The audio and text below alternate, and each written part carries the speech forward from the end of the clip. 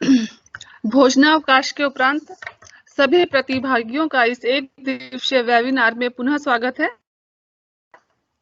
हमारा ये सत्र ब्रज भाषा को समर्पित है। ब्रज भाषा भी हिंदी की एक उपभाषा या क्षेत्रीय बोली है जो अधिकांशतः पश्चिमी उत्तर प्रदेश, उत्तराखंड में बोली जाती है। इसके अलावा यह भाषा हरियाणा, राजस्थान, मध्य प्रदेश के कुछ जनपदों में भी बोली जाती है। अन्य भारतीय भाषाओं की तरह ये भी संस्कृत से जन्मी है। विशुद्ध रूप से ब्रज भाषा आज भी भरतपुर, आगरा, धौलपुर, हिंडौन सिटी, मथुरा, अलीगढ़, हाथरस, मैनपुरी, एटा और मुरैना आदि जिलों में बोली जाती है। इस सत्र में हमारा ज्ञानार्जन करने के लिए हमारे साथ डॉक्टर दिग्विजय कुमार शर्मा जी हैं। डॉक्टर दिग्विजय कुमार शर्मा जी MA हिंदी भाषण विज्ञान, पत्रकारिता, MPhil भाषा विज्ञान और एडवांस PG डिप्लोमा प्रयोजन मूलक Hindi, applied linguistic, mass media अनुवाद DSA कंप्यूटर से, डिप्लोमा इन कंप्यूटर, LLB एवं PhD हैं। ब्रज भाषा विशेषज्ञ के रूप में वर्ष 2007 में केंद्रीय हिंदी संस्थान आगरा में कार्यरत हैं। इसके अतिरिक्त एक लेखक के रूप में आपकी जैनेन्द्र के साहित्य में नारी दृष्टि वर्तमान पत्रिका रूप, संरचनात्मक व्यतिरेकी विश्लेषण, भारतीय संस्कृति में शिक्षा पद्धति और जैनेन्द्र और अगे के उपन्यासों में नारी संसार आदि पुस्तकें प्रकाशित हो चुकी हैं। अब मैं और अधिक समय न लेते हुए ब्रज भाषा विशेषज्ञ डॉक्टर दिग्विजय कुमार शर्मा जी को व्याख्यान के लिए आमंत्रित करती हूँ। शर्मा जी।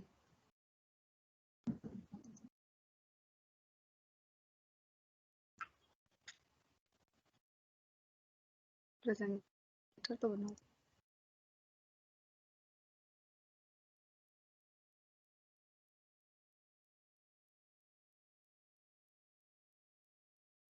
जी, आप सभी को सादर नमस्कार, प्रणाम। मैं डॉक्टर दिग्विजय शर्मा। मेरी आवाज आ रही है बराबर? थोड़ी धीमी आवाज आ रही है आपकी। क्या?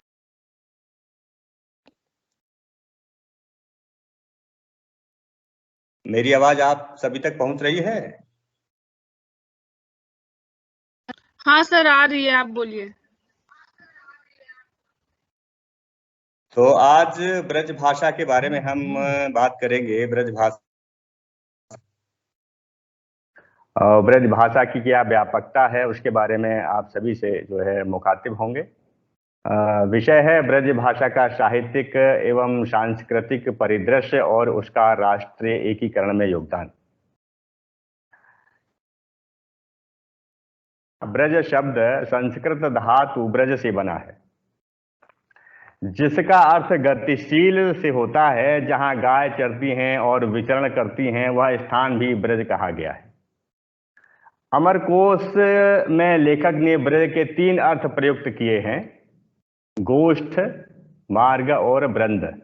गोष्ठ जो गायों का जो बाड़ा होता है, मार्ग एक पथ होता है और वृंद जो झुंड एक होता है। तो संस्कृत के ब्रज शब्द से ही हिंदी का ब्रज शब्द बना है। वैदिक संहिताओं तथा रामायण, महाभारत आदि संस्कृत के प्राचीन धर्म ग्रंथों में ब्रज शब्द गौशाला, गोस्थान, गोचर भूमि के अर्थों में भी प्रयुक्त हुआ है। ऋग्वेद में यह शब्द गौशाला अथवा गायों के खिरक के रूप में वर्णित है और यजुर्वेद में गायों के चरने के स्थान को भी ब्रज और गौशाला को गोष्ठ कहा गया है। शुक्ल यजुर्वेद में सुंदर सींगों वाली गायों के विचरण स्थान से ब्रज का संकेत मिलता है।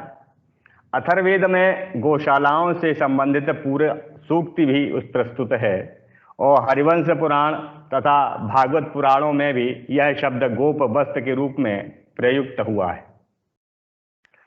स्कंद पुराण की बात करें तो स्कंद पुराण में भी महर्षि शांडिल्य ने ब्रज शब्द का अर्थ व्यापित, इसे व्यापक रूप में ब्रह्म का रूप कहा है और यह शब्द ब्रज की आध्यात्मिकता से संबंधित है।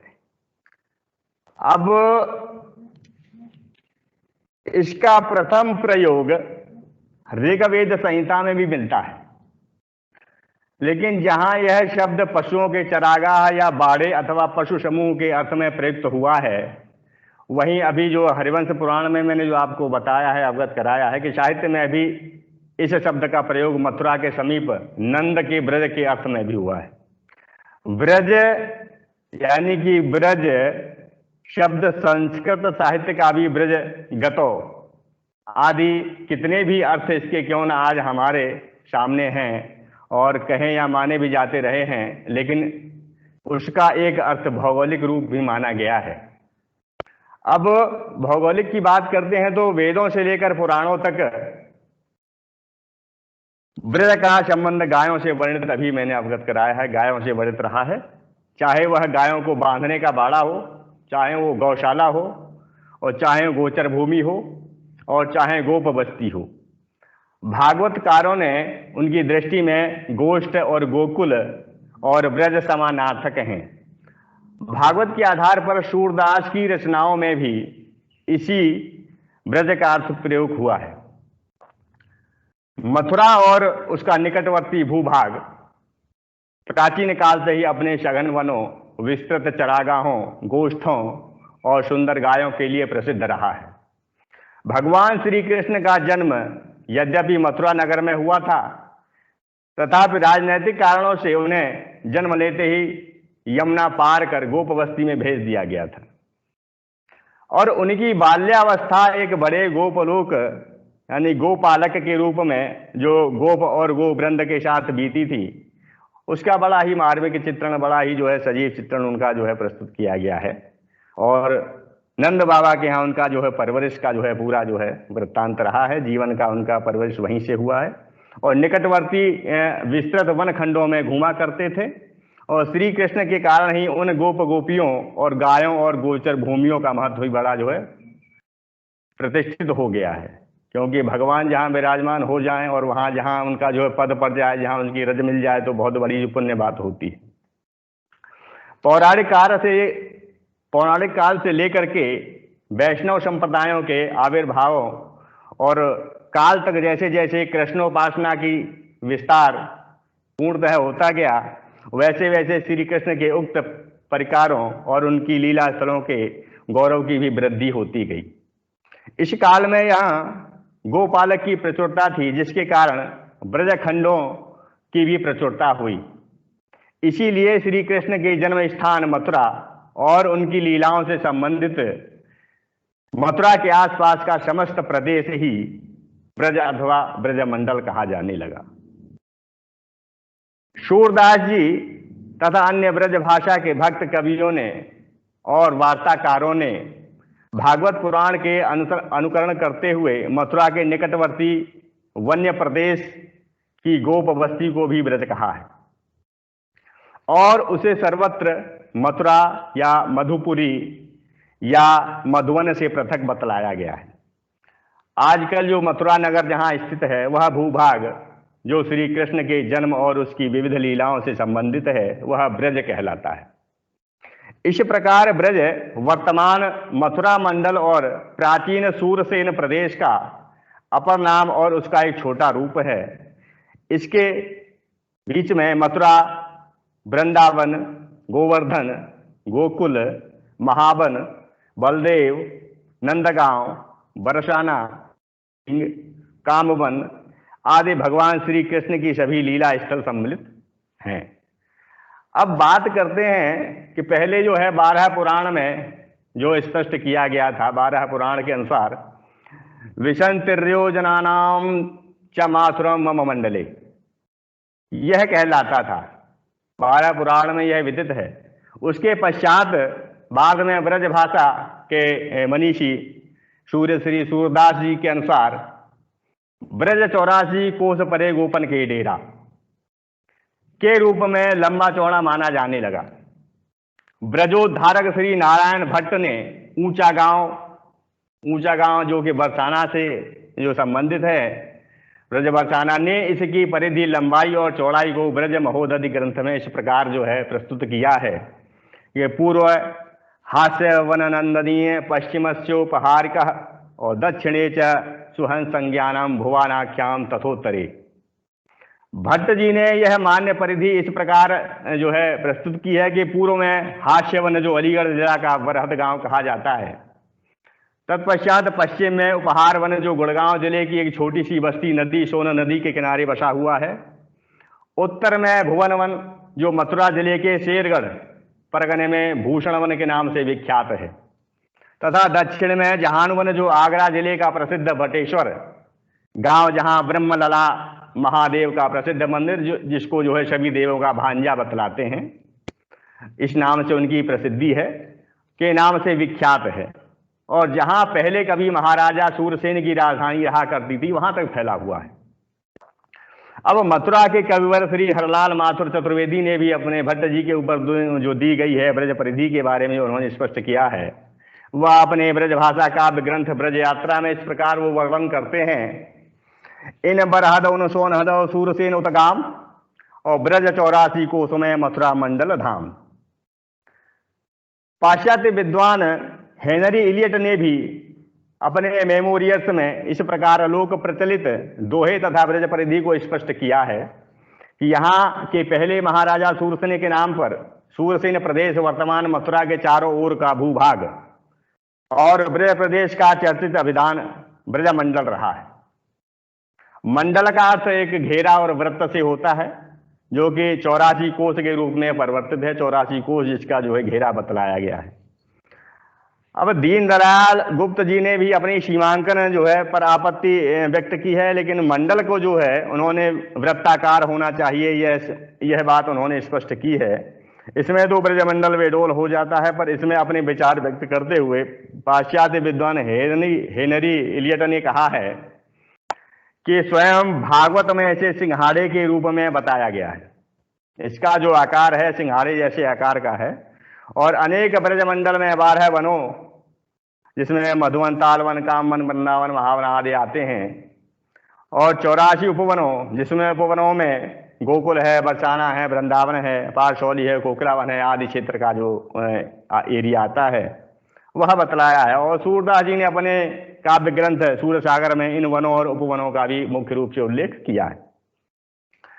अब बात आती है जो कृष्ण उपासक हैं, जो कृष्ण के जो अनुयायी हैं, जो भगवान कृष्ण के जो उपासक हैं। अब कृष्ण उपासक संप्रदाय और ब्रज भाषा के कवियों के कारण जब ब्रज संस्कृति और ब्रज भाषा का क्षेत्र विस्तृत हुआ तब ब्रज का आकार भी सुविस्तृत हो गया, और उस समय मथुरा नगर ही नहीं बल्कि उसके आसपास दूर दूर के भूभाग जो ब्रज संस्कृति और ब्रज भाषा से प्रभावित थे वे ब्रज के अंतर्गत मान लिए गए। और वर्तमान काल में मथुरा नगर सहित मथुरा जिले का अधिकांश भाग तथा राजस्थान के डींग और कामवन का कुछ भाग जहां से ब्रज यात्रा गुजरती है ब्रज कहा जाता है। और ब्रज संस्कृति और ब्रज भाषा का क्षेत्र भी उसी रूप में अब विस्तृत। सूरदास के समय आते आते यह इतनी पुष्ट हो गई कि ब्रज परिधि रूप निश्चित दायरे में न समाकर भारतवर्ष के कोने कोने में व्याप्त हो गई। बराबर आवाज आ रही है ना? हाँ सर। ठीक है, ठीक है। तो तुलसीदास जी ने भी अपनी वंदनीय उक्ति में लिखा है कि स्वांत सुखाय तुलसी रघुनाथ गाथा। वो पीछे ठेल कर ब्रजनाथ गाथा बनकर उसने अपार साहित्य उत्पन्न किया जिसका आदि और अंत नहीं है। यह भी कहा जाता है कि ब्रज भाषा भक्ति काल संवत 1300 से 1600 से कहीं अधिक पहले उत्पन्न और पूर्ण होकर रीतिकाल संवत 1600 से 1900 ईस्वी के प्रारंभ का परिपूर्ण तक आज आधुनिक काल के श्री वियोगी हरि तक ब्रज भाषा का प्रबंध काव्य और मुक्तक काव्यों के रूप में रचना होती रही है और आगे भी इसी प्रकार होती रहेगी। अब महत्वपूर्ण बात यह है कि ब्रज भाषा भाषियों का क्षेत्र और ब्रज भाषा साहित्यकारों का क्षेत्र निश्चय ही एकदम भिन्न है, जिसकी कोई सीमा निर्धारित नहीं है। और ब्रज की वंशी ध्वनि के साथ साथ अपने पदों की अनुपम झंकार को मिलाकर नाचने वाली मीरा भी राजस्थान की ही थी, और नामदेव महाराष्ट्र के थे, नरसी गुजरात के थे, भारतेंदु हरिश्चंद्र भोजपुरी भाषा बिहार के थे, और इनके साथ ही अनेक प्रतिभाशाली कवि हुए हैं।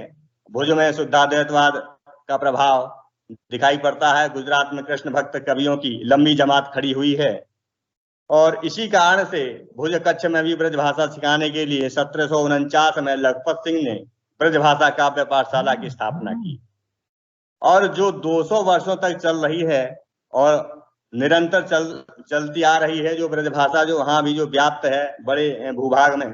इससे भी यह सिद्ध होता है कि ब्रज में लिखने के लिए ब्रज क्षेत्र का होना भी कोई अनिवार्य नहीं है।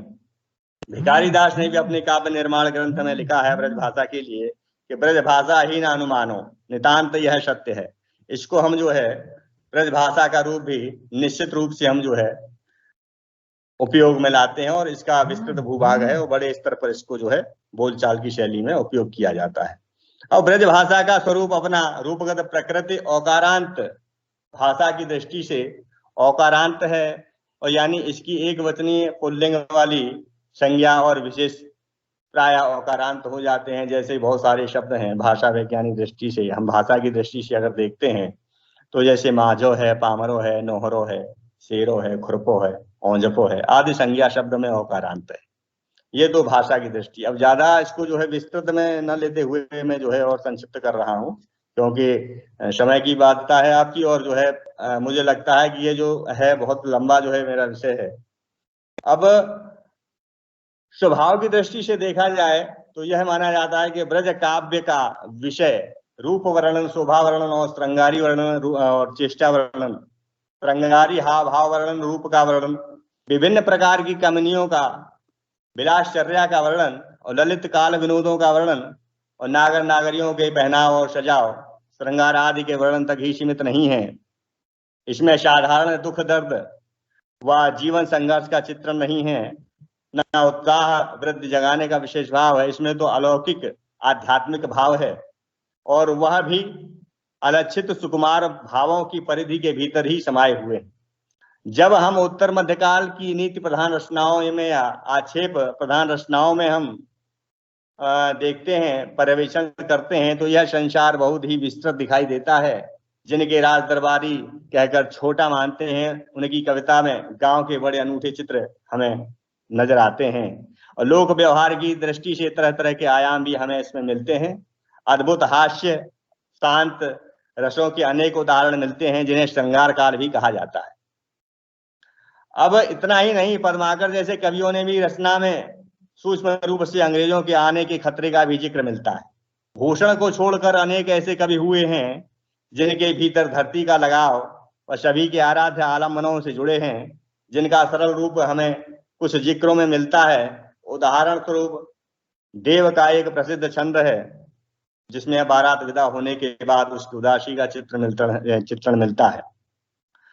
काम पर्यो दुलही अरु दुल्ह चाकर यार दे द्वार ही छूटे और माया के बादने बज गए पर भात ही भात खवा उठ फूटे। तो एक बात यह ध्यान देने योग्य है कि ब्रजभाषा के कवियों ने सामान्य गृहस्थ जीवन को ही केंद्र में रखा है, चाहे वे संत कवि हों, चाहे दरबारी हों, चाहे राजा हों, चाहे हो फकीर।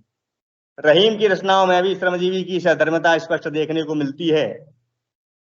लई के सुधार खुरपिया पिए के साथ और छाइबे एक छतरिया बरसात पात से लेकर के मुकरी पहेली और रचनाओं में भी प्रसंग ठेठ ग्रामीण जीवनों के मिलते हैं। और उदाहरण के लिए सखी साजन वाली जो मुकरिया है अत्यंत सामान्य जीवन के संदर्भ में गृहस्थ जीवन के रस व्यंजन रूपों का भी चित्रण मिलता है। इसका जो है रूप प्रस्तुत है कि जब मांगू तब जल भर लावे, मेरे मन की विपत्ति बुझावे और मन का भारी तन का छोटा, ए सखी सज्जन ना सखी लोटा। भारतेंदु हरिश्चंद्र की मुकरियों में भी व्यंग्य रूप सामान्य रूप से स्पष्ट झलकता है।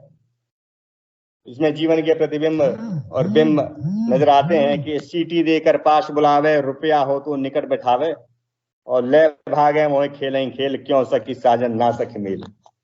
इन सभी उदाहरणों से स्पष्ट होता है कि ब्रजभाषा असीमित भाव भूमि का काव्य है। चाहे सगुण भक्ति हो या निर्गुण भक्ति हो, आचार्य हो या स्वच्छंद कवि, सभी सूत्रकार हो, ये सभी लोक व्यवहार के प्रति बहुत सजग रहे हैं। लौकिक जीवन की है समझ इनकी बहुत ही गहरी है और निर्धारदार। अगर साहित्य की दृष्टि से देखें तो ब्रजभाषा के सबसे प्राचीनतम प्रयोग का प्रमाण हमें महाराष्ट्र में मिलता है, क्योंकि महानुभाव संप्रदाय 13वीं शताब्दी के अंत तक संत कवियों ने एक प्रकार की ब्रज भाषा का प्रयोग किया। और जहां तक साहित्य की बात है तो 3 चरणों में जिसे बांटा गया है। उद्गम काल, जिसके ऊपर नागर अपभ्रंश काव्य की छाप है। इसी कारण से उसमें दिखाई देने वाले हिंदी के मध्य देश महाराष्ट्र में पैदा हुए महान भाव ज्ञानेश्वर के साथ ही नामदेव भी दूसरे, और पंजाब से लेकर बिहार तक संत कवि हुए, जिसमें विभिन्न प्रकार के प्रयोजनों से भिन्न प्रकार की भाषा का व्यवहार करते नजर आए हैं और गेय प्रयोजन के लिए प्रायः ब्रज भाषा का ही प्रयोग करते हैं। इनकी सूची बहुत ही लंबी है, विस्तृत है। 15वीं से 16वीं शताब्दी के अधिकांश संत कवि साहित्य ब्रज भाषा का ही प्रयोग किया है। इनकी सूची भी मुख्य रूप से जैसे कि जिसमें कबीरदास रहे हैं, रैदास रहे हैं, धर्मदास रहे हैं, और 17वीं शताब्दी के मलुकदास अक्षर अनन्य सूफी काव्य के बीच भी जिस काव्य के रूप में हमें यह मिलती है तो वह मुल्ला दाऊद का चंदामन और मैनाशत है। साधन का 15वीं शताब्दी, जिसकी भाषा ग्वालियरी, जो कि ब्रज भाषा रही है, क्योंकि कुछ विद्वान ब्रज भाषा का पुराना नाम ग्वालियरी भी मानते हैं। कालांतर में साहित्यिक ब्रज भाषा का विस्तार पूरे भारत में हुआ और 18वीं और 19वीं शताब्दी से दूर दक्षिण में तंजौर और केरल में ब्रज भाषा की कविताएं लिखी गई। सौराष्ट्र कच्छ में भी ब्रज भाषा की पाठशालाएं चलाई। स्थानीय भाषाओं में पद रचे गए जिनका ब्रजबोली के नाम से जाना जाता है। ब्रजबोली का प्रचार कीर्तन पदों में मणिपुर तक हुआ और गढ़वाल, कांगड़ा, गुलेर, बूंदी, मेवाड़, किशनगढ़ चित्रकारी कलाओं का आधार बनी। और कुछ क्षेत्र में तो चित्रकारों ने भी कविताएं लिखी हैं, जिसमें गढ़वाल के मोलाराम का नाम उल्लेख है। गुरु गोविंद सिंह ने भी अपने दरबार में ब्रज भाषा के कवियों का एक बहुत बड़ा जमघट लगवाया था। 19वीं शताब्दी की विक्टोरियन का आकलन खोखली नैतिकता के मानदंडों से किया जाता रहा है। यह सही है कि सूरदास तुलसी ऊंचाई का कवि या उनके व्यापक काव्य संसार जैसे युग कवियों का हमें नहीं मिलता है। साधारण जन के कंठ में तुलसी, सूर कबीर की ही तरह रहीम रसखान, पद्माकर ठाकुर और देव बिहारी लाल ही नहीं, बहुत अपेक्षाकृत कम विख्यात कवि हुए हैं।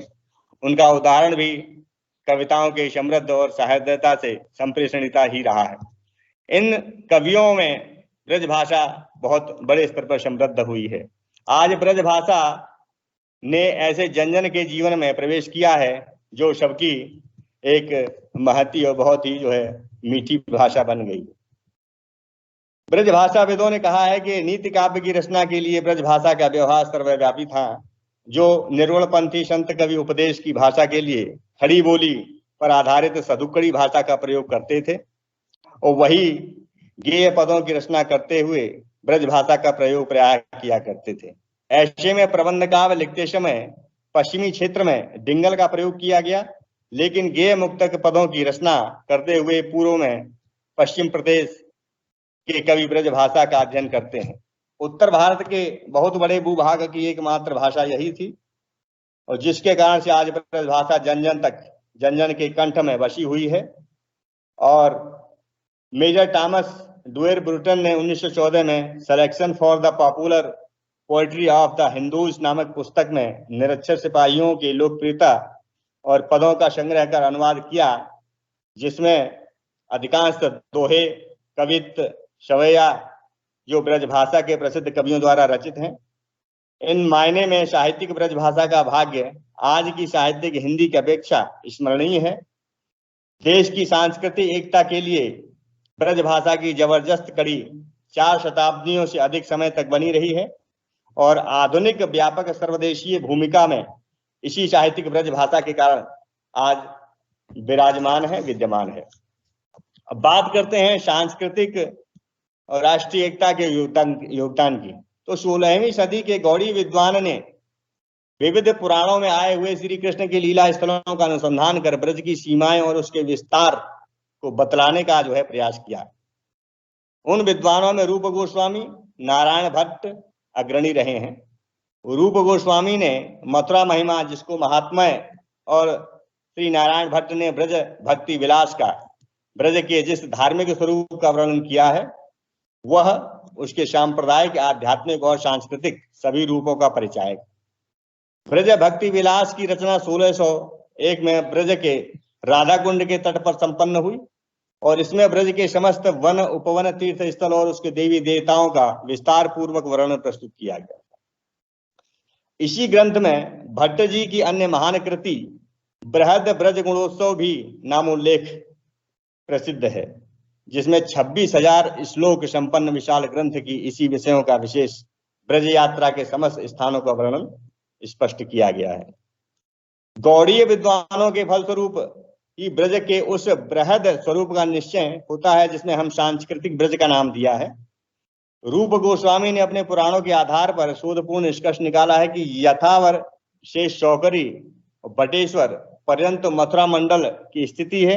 यथावर की पहचान मथुरा मंडल के उत्तर में स्थित जेवर ग्राम से है और इस प्रकार जेवर से बटेश्वर तक सांस्कृतिक ब्रज का विस्तार हुआ। जेवर बुलंदशहर के खुर्जा तहसील के दक्षिणवर्ती एक छोटा ग्राम है और बटेश्वर जिला आगरा के एक प्राचीन धार्मिक स्थल है। और बटेश्वर का प्राचीन नाम सौरीपुर था पूर्व में, और जिसकी स्थापना भगवान श्री कृष्ण के पितामह सूर अथवा सूरसेन द्वारा कही जाती है। इसके आसपास श्री कृष्ण के पूर्वजों और वंशजों के अनुसार अनेक चिन्ह बतलाए गए हैं। अनेक चिन्ह मिलते हैं जिनमें पदमखेड़ा और औखेड़ा कदाचित श्री कृष्ण के पुत्र प्रद्युम्न और पौत्र अनिरुद्ध के नामों पर बसाए गए। इनका एक घाट कंस कागार कहलाता है। वह घाट जो श्री कृष्ण के अत्याचारी मामा कंस के नाम से भी संबंधित है। जैन और बौद्ध धर्म के ग्रंथों में भी शौरीपुर का नाम उल्लेख मिलता है। छत्र कवि ने अपनी सुधासार नामक रचना में अपने आश्रयदाता भदावन नरेश की आज्ञा से की थी, जिसमें बटेश्वर की स्थिति का उल्लेख इस प्रकार उन्होंने किया है कि मथुरा मंडल में बसे देश भदावर ग्राम और उखल तहा प्रसिद्ध मही क्षेत्र बटेश्वर नाम। श्री रूप गोस्वामी ने 21 कोसों तक स्थित 4 कोण बतलाए हैं और उनमें निकटवर्ती वनों का नाम उल्लेख किया है। इस प्रकार मथुरा मंडल का विस्तार उन्होंने दूसरे डग से 84 कोष बतलाया है। जहां धार्मिक ब्रज का महत्वपूर्ण विस्तार 84 कोष माना गया है, वहीं भट्ट जी ने अपने सांस्कृतिक ब्रज की भी 84 कोष विस्तार को केवल यही अभिप्राय है कि उसकी चारों दिशाओं के प्रत्येक छोर प्रत्येक केंद्र स्थल मथुरा के 21 कोषों पर स्थित किया गया है। तो ये हमारे जो है मथुरा और ब्रज मंडल की जो है बात रही थी। अब ब्रज का प्राचीन गौरव क्या है, उसकी जो महत्ता क्या है। यमुना नदी की जो पावन धारा है उसके तट पर यह भूभाग आज ब्रज मंडल और मथुरा मंडल के नाम से जाना जाता है, और जो पहले मध्य देश अथवा ब्रह्मर्षि देश के अंतर्गत सूरसेन जनपद के नाम से प्रसिद्ध था। भारतवर्ष का अत्यंत प्राचीन और महत्वपूर्ण प्रदेश माना गया है। अत्यंत प्राचीन काल से ही इसी गौरव गाथा के सूत्र हमें मिलते हैं। हिंदू और जैन धर्म बौद्ध धर्मों में धार्मिक अनुश्रुतियों तथा संस्कृत पाली प्राकृत प्राचीन ग्रंथों में इस पवित्र भूखंड का विशद वर्णन हमें मिलता है। संसार की सर्वाधिक प्राचीन ग्रंथ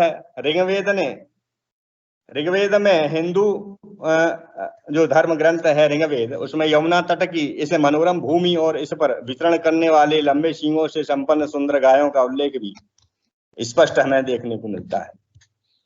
और अनेक भाष्यकारों के मतानुसार कुछ ब्रज लीलाओं का भी हमें संकेत मिलता है, जिसमें अथर्ववेद के शतपथ ब्राह्मण में, रामायण में, महाभारत में, अनेक पुराणों में विधिवत प्रकार से प्रस्तुत वर्णन किया गया है। आर्य ग्रंथों के अनुसार मानव जाति के आदि पिता स्वयंभू मनु थे, जो मनुओं की परंपरा में प्रथम माने जाते हैं।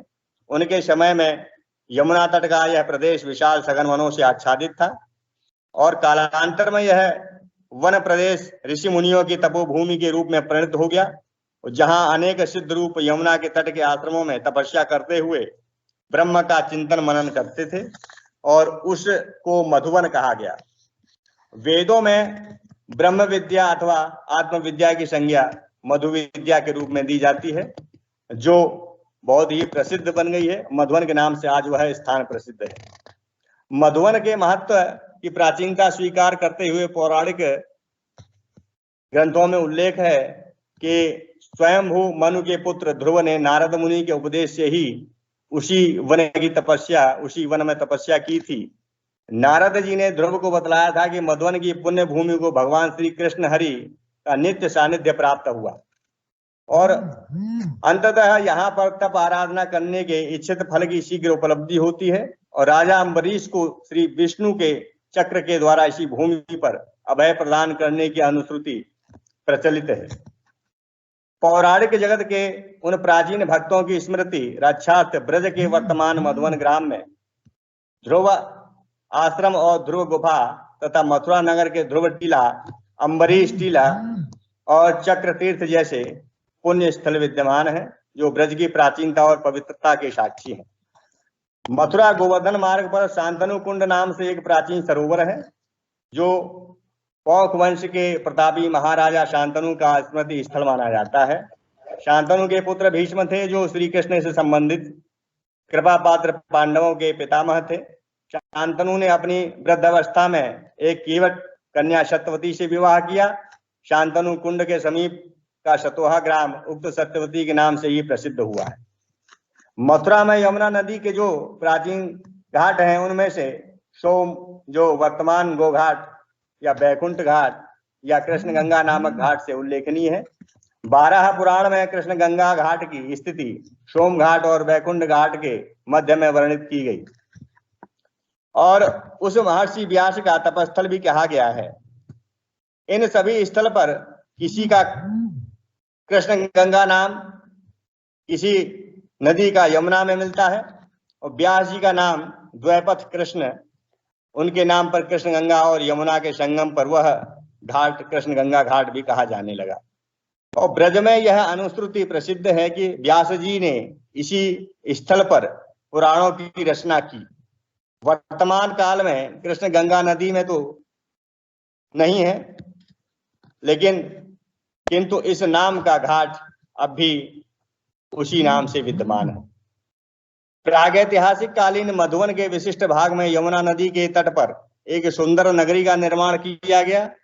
वह नगरी पहले मधुपुरी अथवा मथुरा और बाद में मथुरा के नाम से विख्यात हुई। उसके एक ओर यमुना पुलिन और उसके तट की सघन कुंजों में मनोरम दृश्य था और तीन ओर वन उपवन लता और लुगमों का प्राकृतिक वैभव था। उसके पश्चिम में कुछ दूर गोवर्धन पहाड़ी का नैसर्गिक सौंदर्य था। इस प्रकार यमुना नदी और गोवर्धन पहाड़ी से परिवेष्टित वह रमणीकपुरी मथुरा के नाम से लोक में प्रसिद्ध हुई। इसके निर्माण और विकास के लिए मधु और उसके पुत्र लवण, रामानुज, शत्रुघ्न और उसके पुत्र शवाहु, सूरसेन तथा सत्यव्रत से लेकर उग्रसेन और उनके पुत्र कंस तक क्रमशः दैत्यवंशी, सूर्यवंशी और चंद्रवंशी कई महाराजा और राजाओं के नाम पुराणों में प्रसिद्ध उल्लेखित और वर्णित हैं। मथुरा अपने आप में एक विशेष स्थान है। भारतवर्ष के सांस्कृतिक और आध्यात्मिक गौरव की आधारशिलाएं पुरियों में मिलती हैं। गरुड़ पुराण में इनके नाम इस क्रम में वर्णित हैं। सप्तपुरियों में अयोध्या है, मथुरा है, माया है, काशी है, कांची है, अवंतिका है और द्वारिका है। इनमें मथुरा का स्थान अयोध्या के पश्चात अन्य पुरियों से पहले रखा गया। पद्म पुराण में मथुरा का महत्व सर्वोपरि मानते हुए यह कहा गया है कि काशी आदि सभी पुरियां मोक्षदायिनी हैं। तद्यपि मथुरापुरी अपने आप में धन्य है। यह पुरी देवताओं के लिए भी दुर्लभ है। इसी का समर्थन गर्ग संहिता में करते हुए यह कहा गया है कि पुरियों की रानी कृष्णापुरी, मथुरा ब्रजेश्वरी, तीर्थेश्वरी, यह यज्ञ तपोनिधियों की ईश्वरी है। यह मोक्ष प्रदायिनी धर्मपुरी मथुरा एक अपने आप में नमस्कार योग्य है। यह तो हमारी जो है सांस्कृतिक धरोहर थी। अब इसका जो आध्यात्मिक सूत्र है वह इसको आप देखिए। भगवान श्री कृष्ण की चिदानंदमयी लीला ब्रज की आध्यात्मिकता का ही आधार रही है, जिसके रहस्यात्मक सूत्र गोष्ठ, गोपाल, गोपी और गोप इनमें मिलते हैं उपनिषदों तथा अन्य आध्यात्मिक ग्रंथों में इनके रहस्यात्मक अर्थ बतलाए गए हैं, जो कि शरीर से हम शरीर को ब्रजभूमि कहते हैं, इंद्रियां हमारी गौएं हैं और निर्लेप आत्मा हमारे गोपाल हैं, जीव गोप हैं और गोपी वृत्तियां हैं। वैदिक साहित्य में भी सहस्त्रों स्थानों पर इंद्रियों का गो की संज्ञा दी गई है। ये गौएं जहां अमृत दूध का प्रस्रवण कर गोपाल को अर्पण करती हैं, वहीं ब्रजभूमि भी अपने आप में धन्य है। गोपों के पुरोहित सांडिल्य ऋषि ने ब्रज नाम को ब्रज का महत्व बतलाते हुए साक्षात ब्रह्मा का स्वरूप कहा है। उन्होंने बतलाया है कि ब्रज शब्द का व्यापक अपने आप में इसका नाम बहुत ही बड़े स्तर पर है। सत्व रज तम गुणों से अतीत होने के कारण भी परम ब्रह्म ही व्यापक है इसमें। इसलिए ब्रज परम ब्रह्म स्वरूप है, वह सदानंद और परम ज्योतिर्मय है। ब्रज के महत्व की इससे बढ़कर व्याख्या नहीं हो सकती है, यह उन्होंने स्पष्ट अपने शब्दों में कहा है। इसी प्रकार जो हमारे ब्रज में जो नाट्य परंपरा है, जो नाटक शैली है, वह भी बहुत ही विस्तृत और वर्णित रूप है, जो कि नाट्य परंपरा में चर्चा करने से पूर्व यह बात स्पष्ट समझ लेनी चाहिए कि परंपरा से प्रारंभ में ही ये दो रूप प्रचलित रहे हैं और इनमें एक नाटकीयता, एक नाटक धर्मिता और दूसरी लोक धर्मिता, यह परंपरा रही है। नाट्य शास्त्र के प्रणेता भरत मुनि ने अपने शब्दों पर प्रकाश डालते हुए कहा है कि जिन नाटकों की रचना शास्त्रीय नियमों के अनुसार की जाती है वे नाटक नाट्य धर्मी कहलाते हैं, और जिनकी रचना स्वतंत्र रूप से लोक परंपरा के अनुसार की जाती है वे नाटक लोक धर्मी कहलाते हैं। नाट्य धर्मी हो या लोक धर्मी हो, उनका एक शैल्पिक प्रवेश होता है। साहित्यवादियों ने नाटक के शिल्प में वस्तु, नेता और रस को महत्व दिया है। कलावादियों ने रस, भाव और अभिनय, नृत्य आदि को प्रस्तुत उपांगों को प्रस्तुत किया है, उनकी संज्ञा से नवाजा है। अब जो सुदीर्घ परंपरा है वह हमारे नाट्यों में मिलती है। नाटक की रचनाओं में अब उत्तर भारत में ब्रज भाषा नाटक का प्रथम उल्लेख प्राणचंद्र विरचित हनुमान नाटक में मिलता है। इस नाटक की रचना उस समय हुई थी जब खड़ी बोली के लोग उस नाम को जानते थे, और हनुमान नाटक के पश्चात ब्रज भाषा की नाट्य परंपरा में समय सार के अनुसार नाटक उल्लेखित होने लगे, नाटक लिखे जाने लगे और नाटक उसमें खेले जाने लगे। रासलीला की बात की जाए तो रासलीला भी हमारा एक बहुत अच्छा एक ब्रज का जो है नाट्य है। रासलीला का प्रारंभ 16वीं शताब्दी से माना जाता है और लेखकों ने इसके उद्भव के साथ साथ पुष्टि मार्ग के प्रवर्तक स्वामी वल्लभाचार्य, श्री घमंड देव जी, नारायण स्वामी जी के नामों का विशेष उल्लेख मिलता है। लेखक इस तथ्य को भूल जाते हैं कि रासलीला का नृत्य पक्ष किसी पूर्ववर्ती शास्त्रीय नृत्य की शैली से आबद्ध है और उसकी शिक्षा घमंड देव जी ने चतुर्वेदी बालकों को भी दी और स्वयं भी किसी पूर्ववर्ती नृत्याचार्य से अपने शैशव काल में वह शिक्षा उन्होंने अवश्य ग्रहण की होगी, ऐसा जो है प्रतीत होता है। रास का नृत्य विशुद्धता के रूप में भारत के शास्त्रीय नृत्य की पुरातन परंपरा का ही प्रतिरूप है। अब बात करते हैं स्वांग की, जो स्वांग भी यहाँ बड़ा प्रचलित है। इसमें संदेह नहीं कि स्वांग की परंपरा नौटंकी और भगत की अपेक्षा अधिक प्राचीन है। स्वांग की चर्चा जायसी और कबीर के साहित्य में भी हुई है और नाटकों की भगत नामक शब्द 19वीं सदी से पूर्व साहित्य में देखने को नहीं मिलते हैं। मंच शिल्प और प्रस्तुतिकरण यह स्पष्ट हमें आभास कराती है। ये नृत्य रूप भी संस्कृत नाट्य परंपरा के निर्दिष्ट कुछ एक लक्षणों का विस्तृत रूप है, जो स्वांग का एक रंगा पतंजलि कृत महाभाष्य में वर्णित ग्रंथिक की ओर हमें यह संकेत करता है। यह हमारी नाट्य परंपरा रहेगी। अब बात करते हैं संस्कृति की, जो हमारे यहाँ ब्रज में बहुत ही विशेष रूप से संस्कृत प्रचलित है। जो सांस्कृतिक धरोहर जो हमारे जो है मौलिक के रूप में बताते हैं, कुछ जो है शातिया काढ़े जाते हैं किसी जो शुभ कार्य के रूप में, उसका भी हम उल्लेख इसमें कर सकते हैं। लोकनायक ललित बिहारी भगवान श्री कृष्ण और ललित किशोरी राजेश्वरी श्री राधा जी के लीला स्थलीय ब्रज भूमि ललित कलाओं का एक केंद्र रहा है, जो सदा के लिए एक प्रमुख जो है मुख्य केंद्र बिंदु भी उसको हम कह सकते हैं। भारतीय लोक रंजित सभी ललित कलाएं ब्रज भूमि में खूब फली फूली हैं, विकसित हुई हैं। जिस प्रकार ब्रज का अपना प्राचीन धार्मिक, साहित्यिक और सांस्कृतिक एवं राजनीतिक इतिहास है, उसी प्रकार ब्रज की ललित कलाओं का भी एक लंबा इतिहास रहा है। ब्रज या सूरसेन जनपद में ये सभी कलाएं वहां के लोगों द्वारा अपनाई गई और उनके द्वारा ही विकसित हुई। जैसे ललित कलाओं में स्थापत्य कला, मूर्ति कला, चित्रकला, संगीत कला सभी का समावेश है। लेकिन चित्रकला पर संगीत कला का ब्रज की कलाओं से विशेष संबंध रहा है।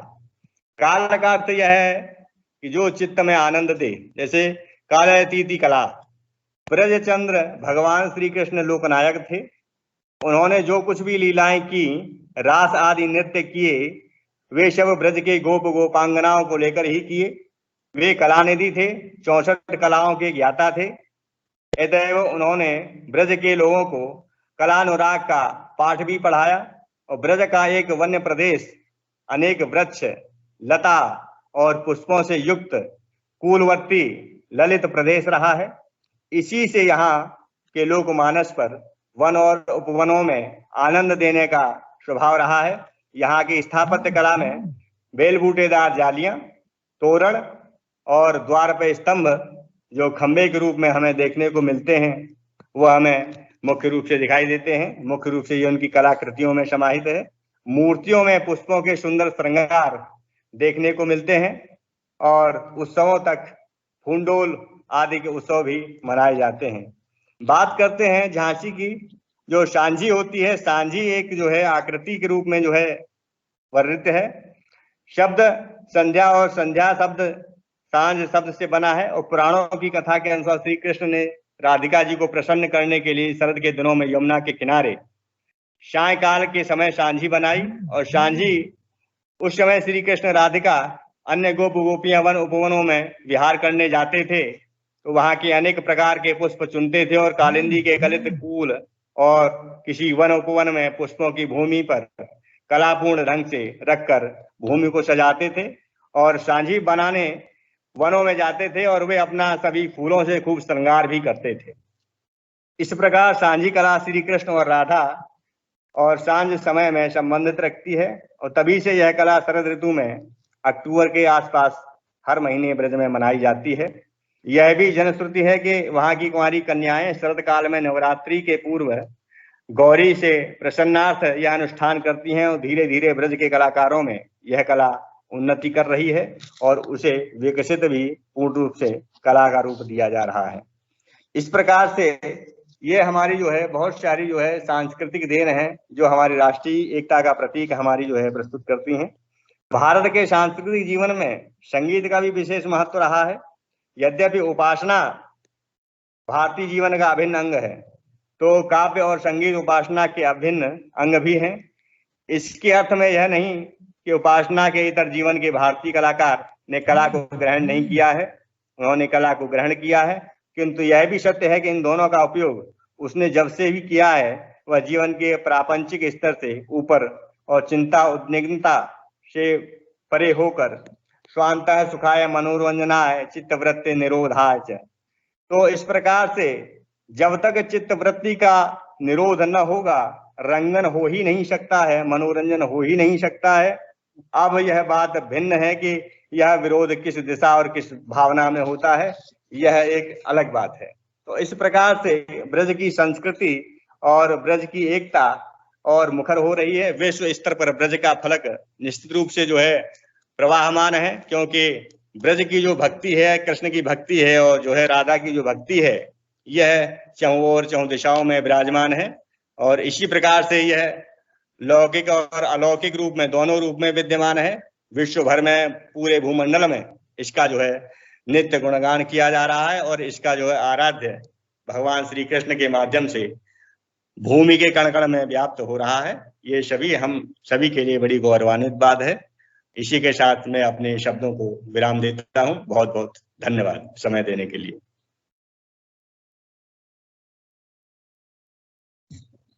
धन्यवाद डॉक्टर दिग्विजय शर्मा जी।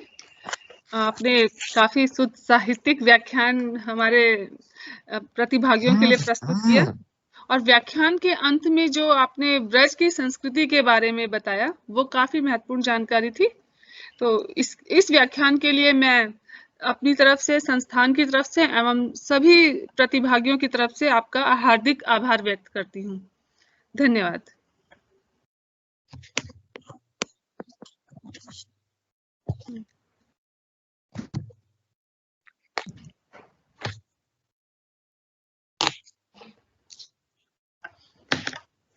आज के एक दिवसीय पाठ्यक्रम का अंतिम सत्र भोजपुरी भाषा से संबंधित है।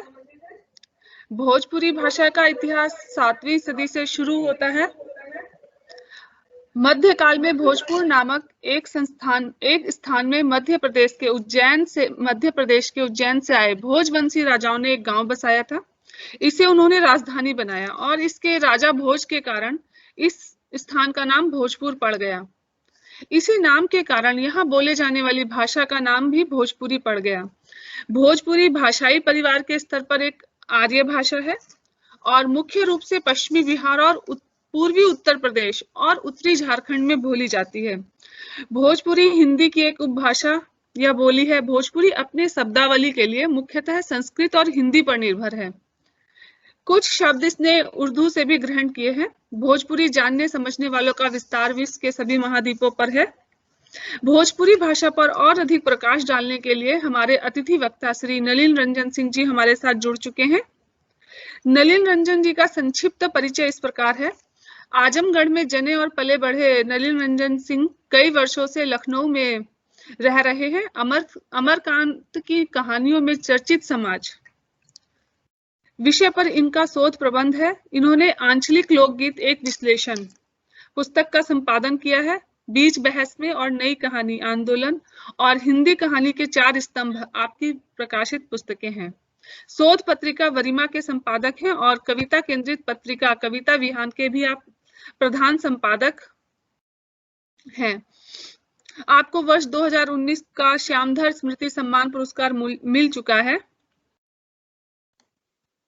साहित्य की दुनिया में कवि, आलोचक और संपादक के रूप में आप प्रसिद्ध हैं। वर्तमान में आप एसोसिएट प्रोफेसर हिंदी विभाग जय नारायण पीजी कॉलेज में कार्यरत हैं। इसी के साथ मैं नलिन रंजन जी का स्वागत करती हूं और उन्हें व्याख्यान के लिए आमंत्रित करती हूं। नलिन रंजन जी।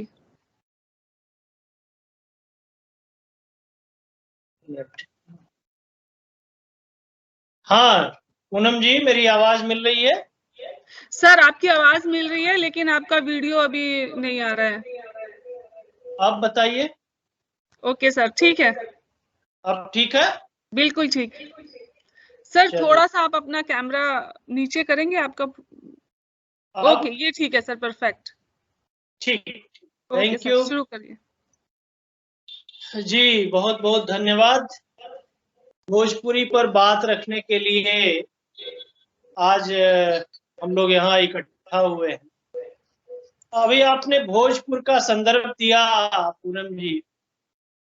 दरअसल हम लोग जिस भोजपुरी से परिचित हैं वो उस भोजपुर के अंचल से दूर है जो महाराजा भोज का संदर्भ है और मध्य प्रदेश में जो इलाका पड़ता है ये। सर मेरी जानकारी गूगल से सीमित है और आप अपनी जानकारी का विस्तृत फलक फैलाइए, हम लोग को और जानकारी दीजिए।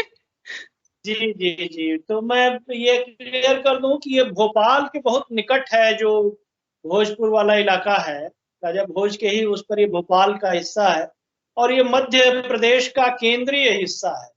भोपाल से बहुत नजदीक है वो शिवलिंग का मंदिर जो बहुत प्रसिद्ध मंदिर है और उस इलाके का नाम ही भोजपुर है और वहां पे वो भोजपुर का शिव मंदिर कहा जाता है। वो वहां से नजदीक ही भीमबेटका है थोड़ा आगे जाने के बाद।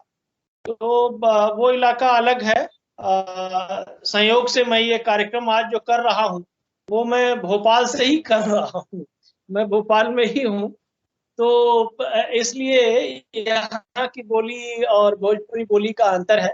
और मैं चूंकि आजमगढ़ मेरा गृह जनपद है आजमगढ़ पूर्वी उत्तर प्रदेश का एक जनपद है, मंडल है, और उसके जो मंडल के तीनों जिले हैं, आजमगढ़, मऊ और बलिया, तीनों में भोजपुरी बोली जाती है। इसके अलावा जो पश्चिमी बिहार का इलाका है, सासाराम, सारण, छपरा, सिवान, भभुआ, ये पूरा लिए हुए भोजपुर, ये पूरा अंचल है।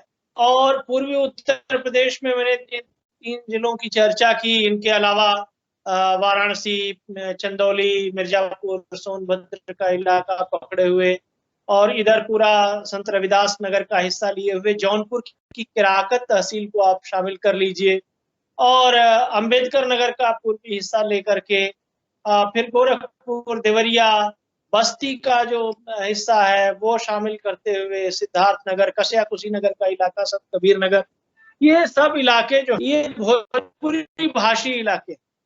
और उस हिसाब से देखा जाए, आबादी के भी हिसाब से देखा जाए, अंचल के हिसाब से देखा जाए, तो भोजपुरी बोलने वालों की संख्या एक बोली के स्तर पर सर्वाधिक।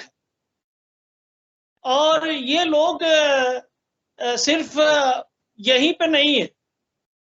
हमारे प्रथम राष्ट्रपति राजेंद्र प्रसाद जी ने कहा था, कोस कोस पर पानी बदले, चार कोस पर बानी। ये हमारे संस्कृति की विशेषताओं में गिना गया था। लेकिन ये जो बानी है ना, भोजपुरी बानी, ये बड़ी वैश्विक बानी है। ये सिर्फ पूर्वी उत्तर प्रदेश या पश्चिमी बिहार की ही बोली नहीं रह गई, अपितु यहाँ के लोग पूरे देश में फैले और पूरी दुनिया में गए। आप से बता दें कि 1857 का जो स्वतंत्रता संग्राम हुआ था, उस स्वतंत्रता संग्राम में सबसे जो उजला पक्ष है अंग्रेजों से युद्ध का, वो आजमगढ़ जनपद का। और उसी आजमगढ़ जनपद के बड़े हिस्से और गाजीपुर जनपद के थोड़े से हिस्से को लेकर के 1879 में बलिया जनपद बनाया गया। और वही बलिया जनपद, जिसे बागी बलिया कहा जाता है, एक तरह से कुंवर सिंह और अमर सिंह के नेतृत्व में आजाद होने की तरफ। तो ये बड़ा ही बहादुर तबका को रिप्रेजेंट करने वाला, उनका प्रतिनिधित्व करने वाला ये अंचल रहा है। मैं बार बार अंचल शब्द का इस्तेमाल करूंगा भोजपुरी क्षेत्र के लिए। तो आप ये देखिए कि यहाँ के लोग अंग्रेजों की नफरत के सबसे ज्यादा शिकार हुए। बहुत लोग फांसी पर चढ़ाए गए और बहुत लोगों को काले पानी की सजा दी गई। बहुत लोग दूसरे देशों में द्वीपों पे कामगार बनाकर ले जाए। उनमें फिजी थी, Java, Sumatra, Borneo, Trinidad, Tobago, Mauritius, Suriname, Holland, इन सब जगहों पर लोग ले जाए। और आगे चल करके इन्हीं लोगों से लोग वहां के राष्ट्रपति और प्रधानमंत्री भी बने। आजमगढ़ के तो कई राष्ट्रों में राष्ट्राध्यक्ष रहे। तो इस हिसाब से देखें तो भोजपुरी एक वैश्विक रूप से प्रचुर मात्रा में प्रचलित बोली भाषा के रूप में हमारे सामने आती है।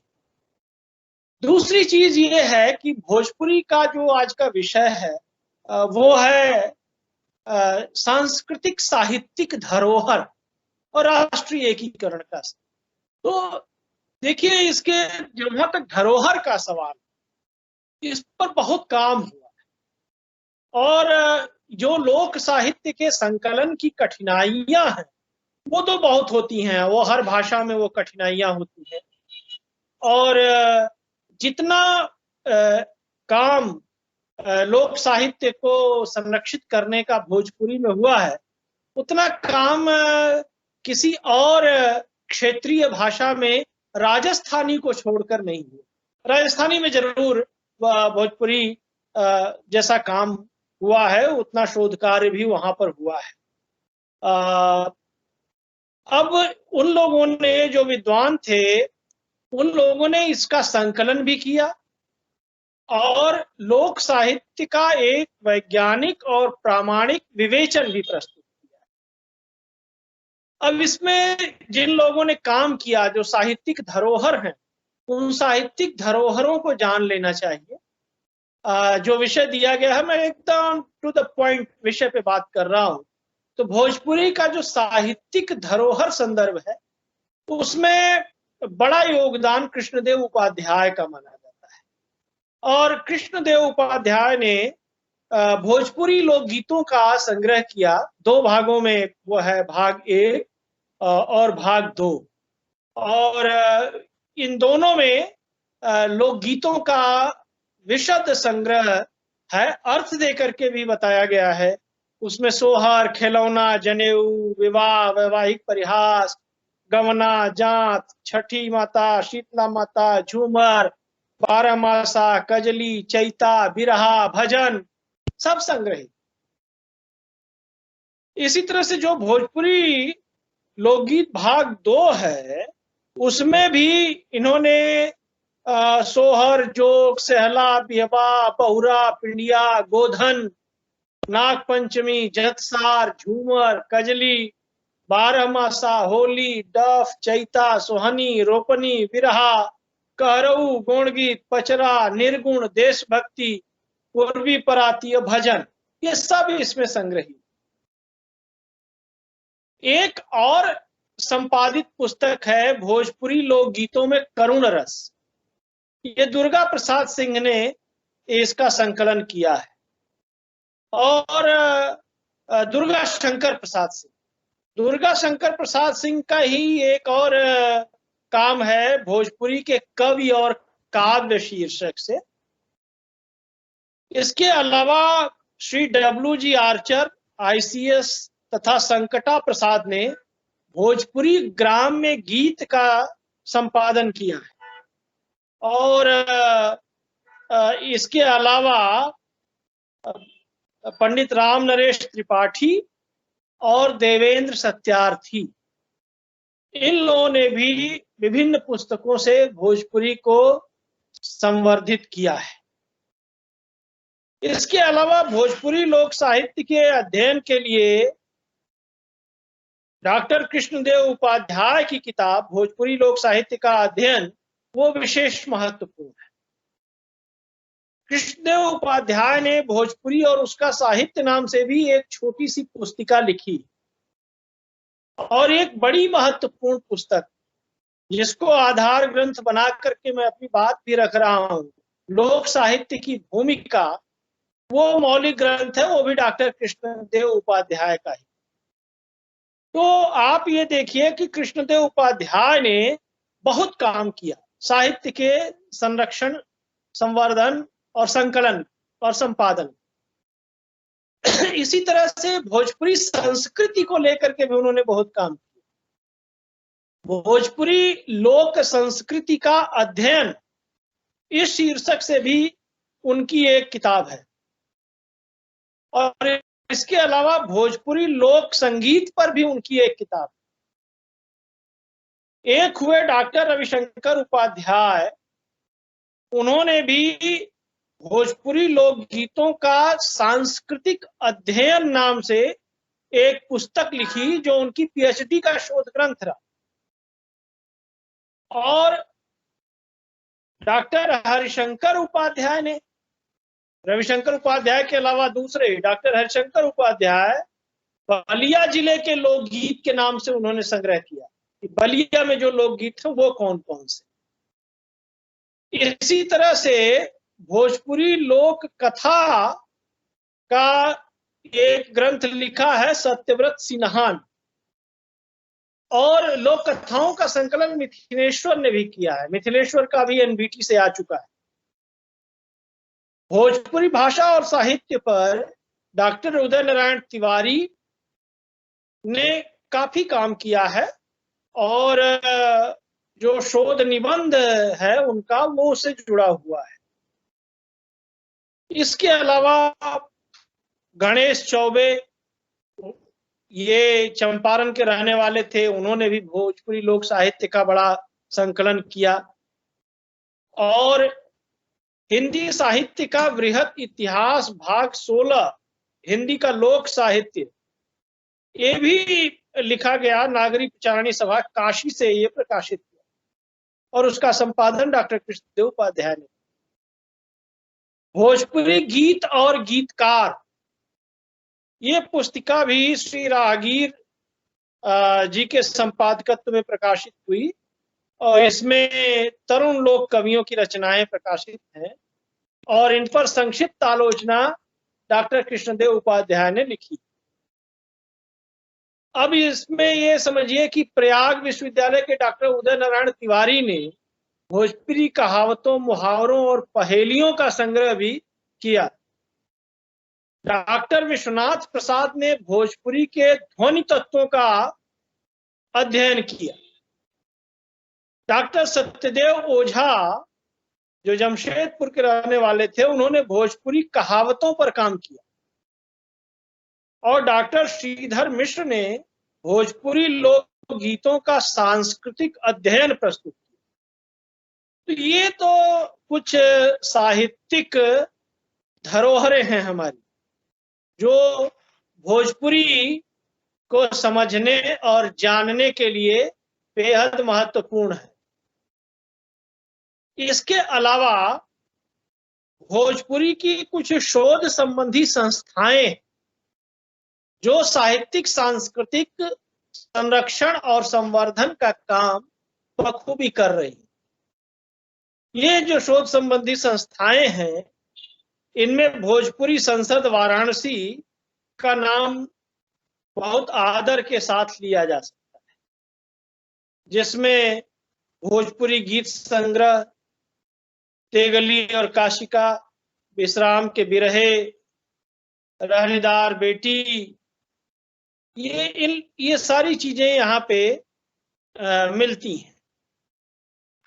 दूसरा है भोजपुरी परिवार पटना, बिहार में एक संस्था है। ये अंजोर नामक एक त्रैमासिक शोध पत्रिका यहाँ से प्रकाशित होती रही, जिसके संपादक नर्मदेश्वर सहाय पांडे जी रहे। और भोजपुरी परिषद है आरा में, बिहार में, वहां से एक विहान नामक मासिक पत्रिका प्रकाशित होती रही। आरा से ही गांव और घर नामक एक पाक्षिक पत्र भोजपुरी में प्रकाशित होता है। आगरा के बाल हिंदी पुस्तकालय से प्रकाशित होने वाली भोजपुरी शीर्षक मासिक पत्रिका श्री रघुवंश नारायण सिंह के संपादकत्व में अनेक वर्षों तक प्रकाशन में आती है। इसने भोजपुरी की बड़ी ठोस सेवा की। एक है भोजपुरी साहित्य सम्मेलन बक्सर, आरा जिले के बक्सर नामक जगह पर है ये, और उसकी जगह है खाकी बाबा नामक संत के आशीर्वाद से, जो बक्सर में उन्हीं के संरक्षण पे भोजपुरी साहित्य सम्मेलन की स्थापना हुई। इसका अधिवेशन हर साल होता रहा और बक्सर से ही भोजपुरी भूमि पत्रिका भी प्रकाशित होती रही। माटी की बोली, ये छापरा बिहार के कुछ उत्साही युवकों ने मासिक पत्रिका निकाली थी। अकादमी पत्रिका पटना जो है, उसने भी भोजपुरी अकादमी की स्थापना की और भोजपुरी की 20 पुस्तकें उसने प्रकाशित। और अकादमी पत्रिका नाम से एक त्रैमासिक पत्रिका भी प्रकाशित होती रही। कलकत्ता से भी एक भोजपुरी माटी निकलती रही, ये भी मासिक पत्रिका रही। अखिल भारतीय भोजपुरी साहित्य सम्मेलन, ये राजभाषा विभाग सचिवालय पटना में उपनिदेशक रहे पांडे कपिल जी, उसके प्रधानमंत्री रहे और इसमें वार्षिक आयोजन भी होता था, जिससे साहित्य के प्रचार प्रसार में बड़ी सहूलियत मिलती। तो भोजपुरी अकादमी समेत इतनी अकादमियों से निकलने वाली पत्रिकाएं भी भोजपुरी साहित्य के संरक्षण और संवर्धन में महत्वपूर्ण भूमिका निभाती रही। अब सवाल ये उठता है कि लोक साहित्य में जो भोजपुरी है, उसका जो सांस्कृतिक धरोहर होने की बात है, वो सांस्कृतिक धरोहर कैसे बनती है, विषय में ये चिन्हित है सांस्कृतिक धरोहर। सांस्कृतिक धरोहर देखिए एक बड़ा टर्म, और लोक संस्कृति पूरी जहां बहती है वहां से इसको हमें देखना चाहिए। इसका वॉचिंग पॉइंट वही होगा जो लोक साहित्य में लोक संस्कृति का चित्रण है, उससे इसे हमको समझने की जरूरत है। जब यहाँ पे आप आएंगे तो आपको एक तो ग्रामीण पृष्ठभूमि के तमाम सांस्कृतिक संदर्भ मिले, जिसमें सामाजिक जीवन का महत्वपूर्ण चित्रण आपको मिलता है। पिता पुत्र, माता पुत्री, भाई बहन, सास बहू, पति पत्नी, ननद भावज, सब यहाँ आनंद से रहते। रिश्ते हैं, नाते हैं, इन्हीं रिश्ते नातों से परिवार और समाज चलता है, और इन रिश्ते नातों को एक सांस्कृतिक चित्रण के साथ भोजपुरी के साहित्य में बखूबी दर्शाया गया। और मैं इसका विस्तार कर दूं तो न सिर्फ भोजपुरी बल्कि और भी जो बोलियां हैं, चाहे अवधी है चाहे ब्रज है, सब में इसका रूप दिखाई देता है। और अवधी और भोजपुरी तो बहुत करीब की बोलियां हैं। भोजपुरी बिहारी विभाषा की बोली है जो मागधी अपभ्रंश से निकली है, तो अवधी पूर्वी हिंदी की बोली है जो अर्ध मागधी अपभ्रंश से निकली। तो जाहिर सी बात है कि दोनों में सांस्कृतिक रूप से काफी समानताएं भी। यहाँ पति पत्नी के आदर्श प्रेम को अगर आपको देखना है तो आप आदर्श सतीत्व का रूप यहाँ की सोहर में देख सकते।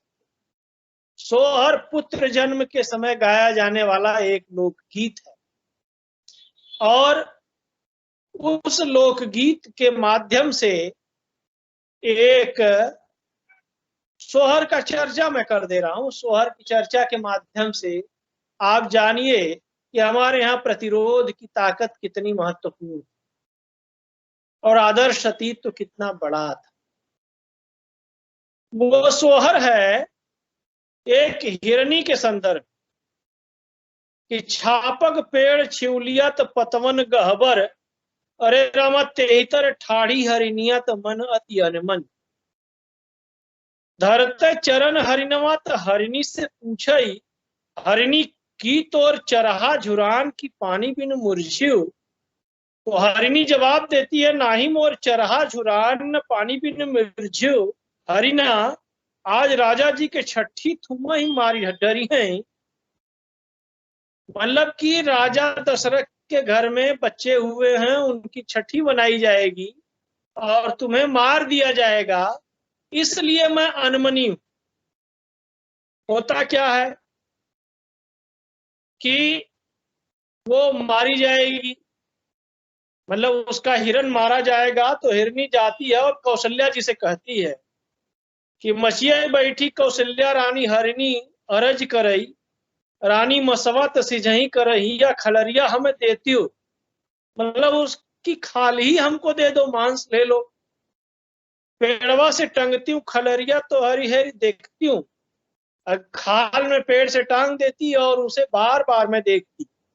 रानी देखी देखी मन समझियो, और मैं मन को समझाती जनों का हिरना जीते, कि मानो हिरन जीवित ही है। लेकिन कौशल्या देती नहीं, कहती है जाओ हरनी घर अपने, खलरिया नहीं देबई। हरनी खलरी के खजड़ी मड़ाइबो तो राम मोर खेली हैं। हरनी से कहते हैं कौशल्या जी कि उसकी जो खाल है उससे खजड़ी बनाऊंगी और खजड़ी से मेरे राम खेलेंगे। और होता यह है कि जब जब बाजे खजड़िया शब्द सुनी अनकई, हरनी ठाड़ी ढकुलिया के नीचे हिरन के बिसूरे। तो जब जब खजड़ी बजती है तब तब हरनी हिरन को याद करती है और रो उठती है। ये आदर्श सतीत्व है, ये हमारी संस्कृति की एक बड़ी विशेषता है। तो सामाजिक रूप से जो चित्रण किया गया है हमारे भोजपुरी के लोकगीतों में, बगल के अवधि के लोकगीतों में, वहां पे हमारी संस्कृति में एक आदर्श सतीत्व को सामने रखा गया है। ऐसे कई गीत भोजपुरी में मिलते हैं जिसमें कि स्त्रियां अपने आदर्श सतीत्व की रक्षा करती हैं। इसी तरह से भाई बहन को लेकर के भी गजब का प्रेम है। आप जानती हैं कि जो गोधना खेला जाता है, जिसको गोवर्धन पूजा कहते हैं, दीपावली के बाद होता है, अन्नकूट, उस गोधना में भी भाई बहन का प्रेम दिखाई देता है। बहनें भाइयों को सरापती हैं और बाद में कहती हैं कि जेके जेके सरपली ओके ओके लगे हनुमत कबर। तो ये जो भाई बहन का प्रेम है वो भी यहां दिखाई देता है। सास और पतोहू का जो झगड़ा है और प्यार है वह भी दिखाई देता है। तीसरी चीज है सौतिया डाह। सौतिया डाह भी है सामाजिक पक्ष कि पति ने दूसरी पत्नी रख ली तो सौत से जो डाह होती है उस पर भी खूब लोकगीत लिखे गए। इसके अलावा जो आर्थिक पक्ष है उनमें निर्धनता का वर्णन भोजपुरी लोकगीतों में बखूबी मिलता है। अब पति नहीं है, परदेश गया है, बारिश हो रही है, छप्पर टपक रहा है, अब कौन छाएगा छप्पर को, इस पर भी भोजपुरी में गीत लिखा गया। और कारण क्या है? निर्धनता, बिरहा भी है कि महंगी के मारे बिरहा बिसरिया, भूल गई कजरी कभी। ऐसी महंगाई आई कि सारी कजरी कबीर बिरहा सब भूल गया है। तो निर्धनता का वर्णन, जो गांवों में अभाव की स्थिति है, किसानों के जीवन में जो अभाव की स्थिति है, उसको वहां दर्शाया गया है। किसान जीवन की जो साध है, जिसे कहा गया है थोड़े में निर्वाह यहाँ है, ऐसी सुविधा और कहाँ है, तो वो बड़े ही थोड़े में निर्वाह करने वाले किसानों का वर्णन भी भोजपुरी लोकगीतों में मिलता है। धार्मिक जीवन की भी झलक दिखाई देती है।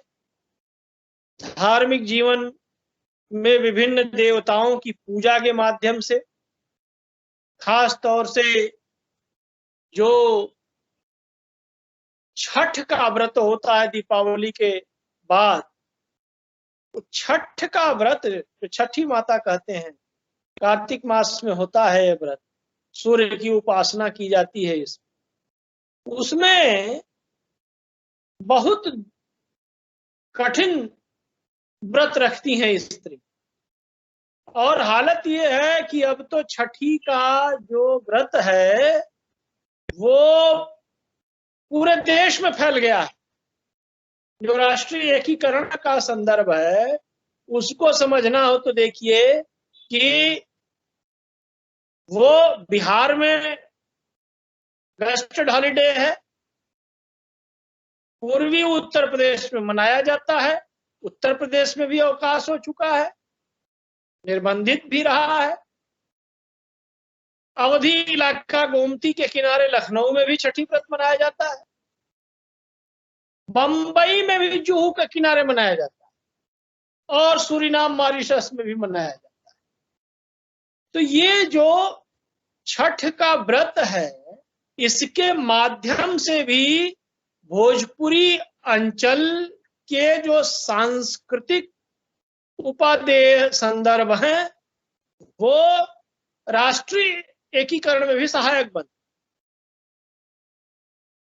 एक वसुधैव कुटुंबकम की भावना विकसित हुई।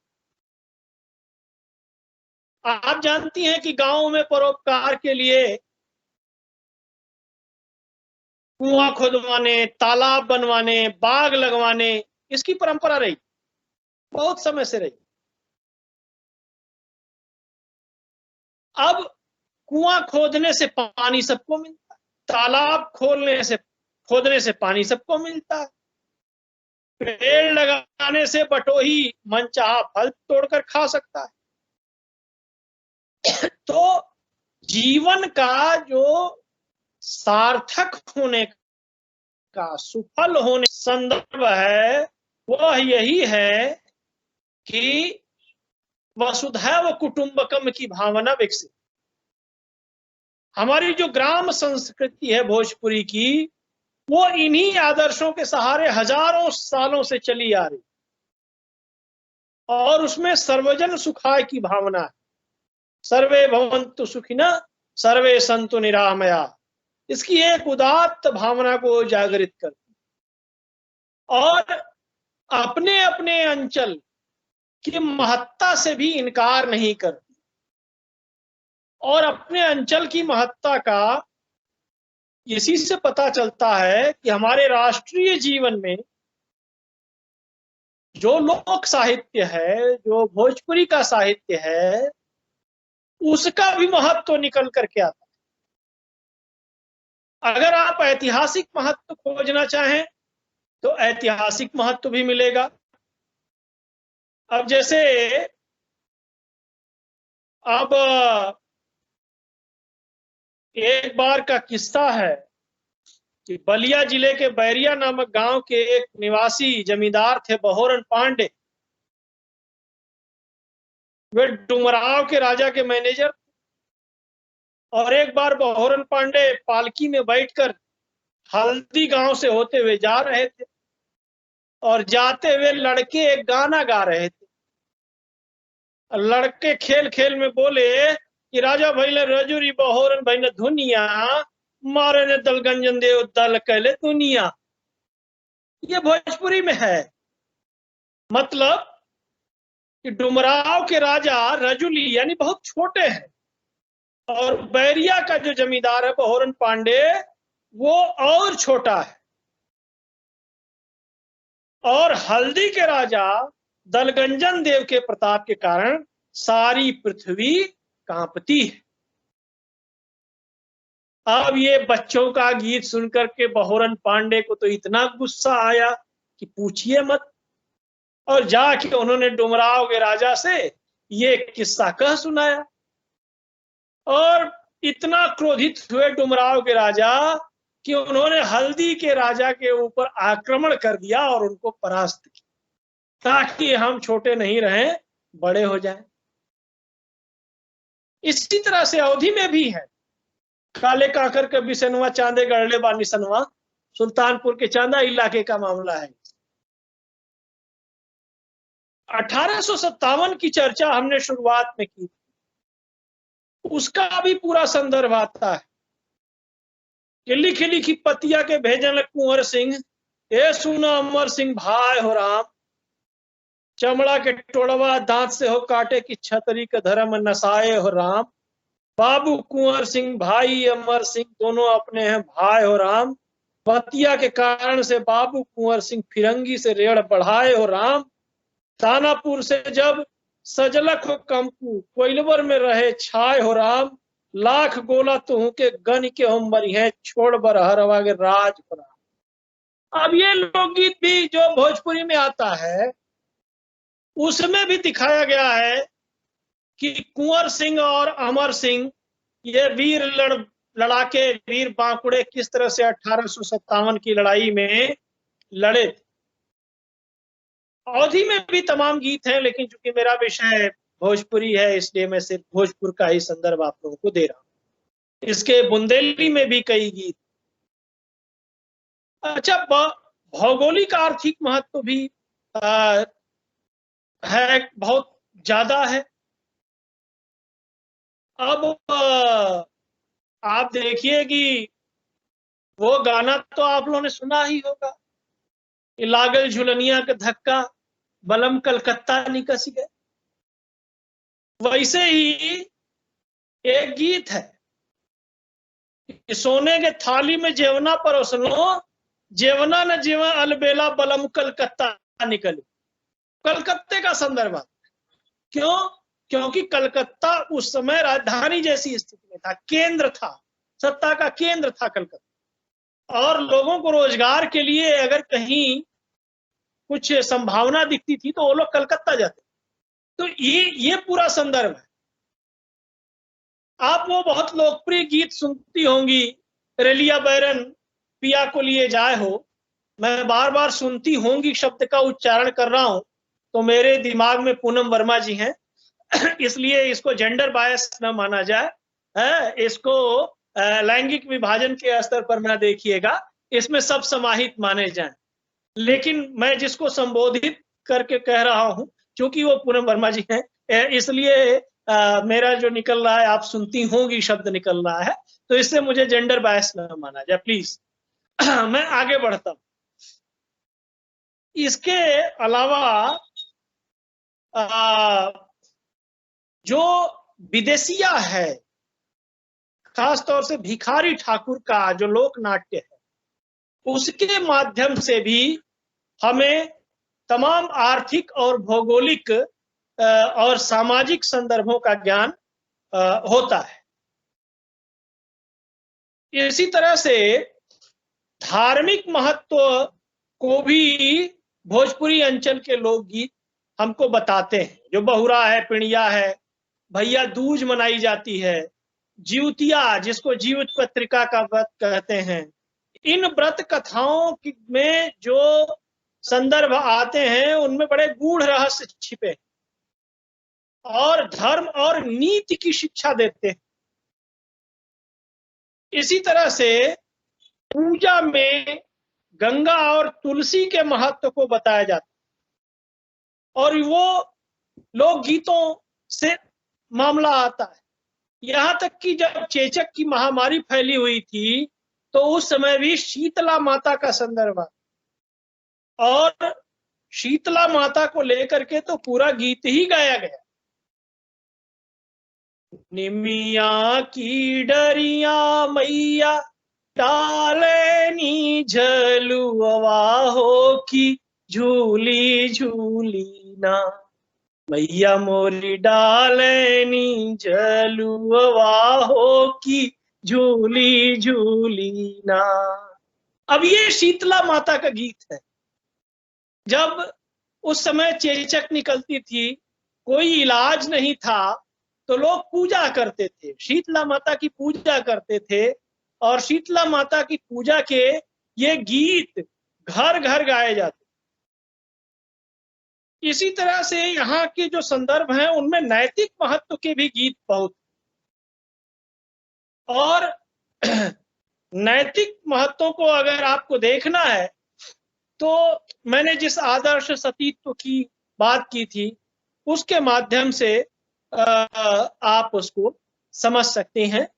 तमाम मुहावरे, तमाम कहावतें हमारे भोजपुरी अंचल की हैं जो तमाम नैतिकता के उदाहरण प्रस्तुत करती हैं। एक चीज और है जिस पे मैं यहाँ चर्चा करना चाहूंगा, वो ये है कि भोजपुरी अंचल के इन लोकगीतों का एक भाषा शास्त्रीय महत्व भी, राष्ट्रीय स्तर पर उसको देखने समझने की जरूरत है।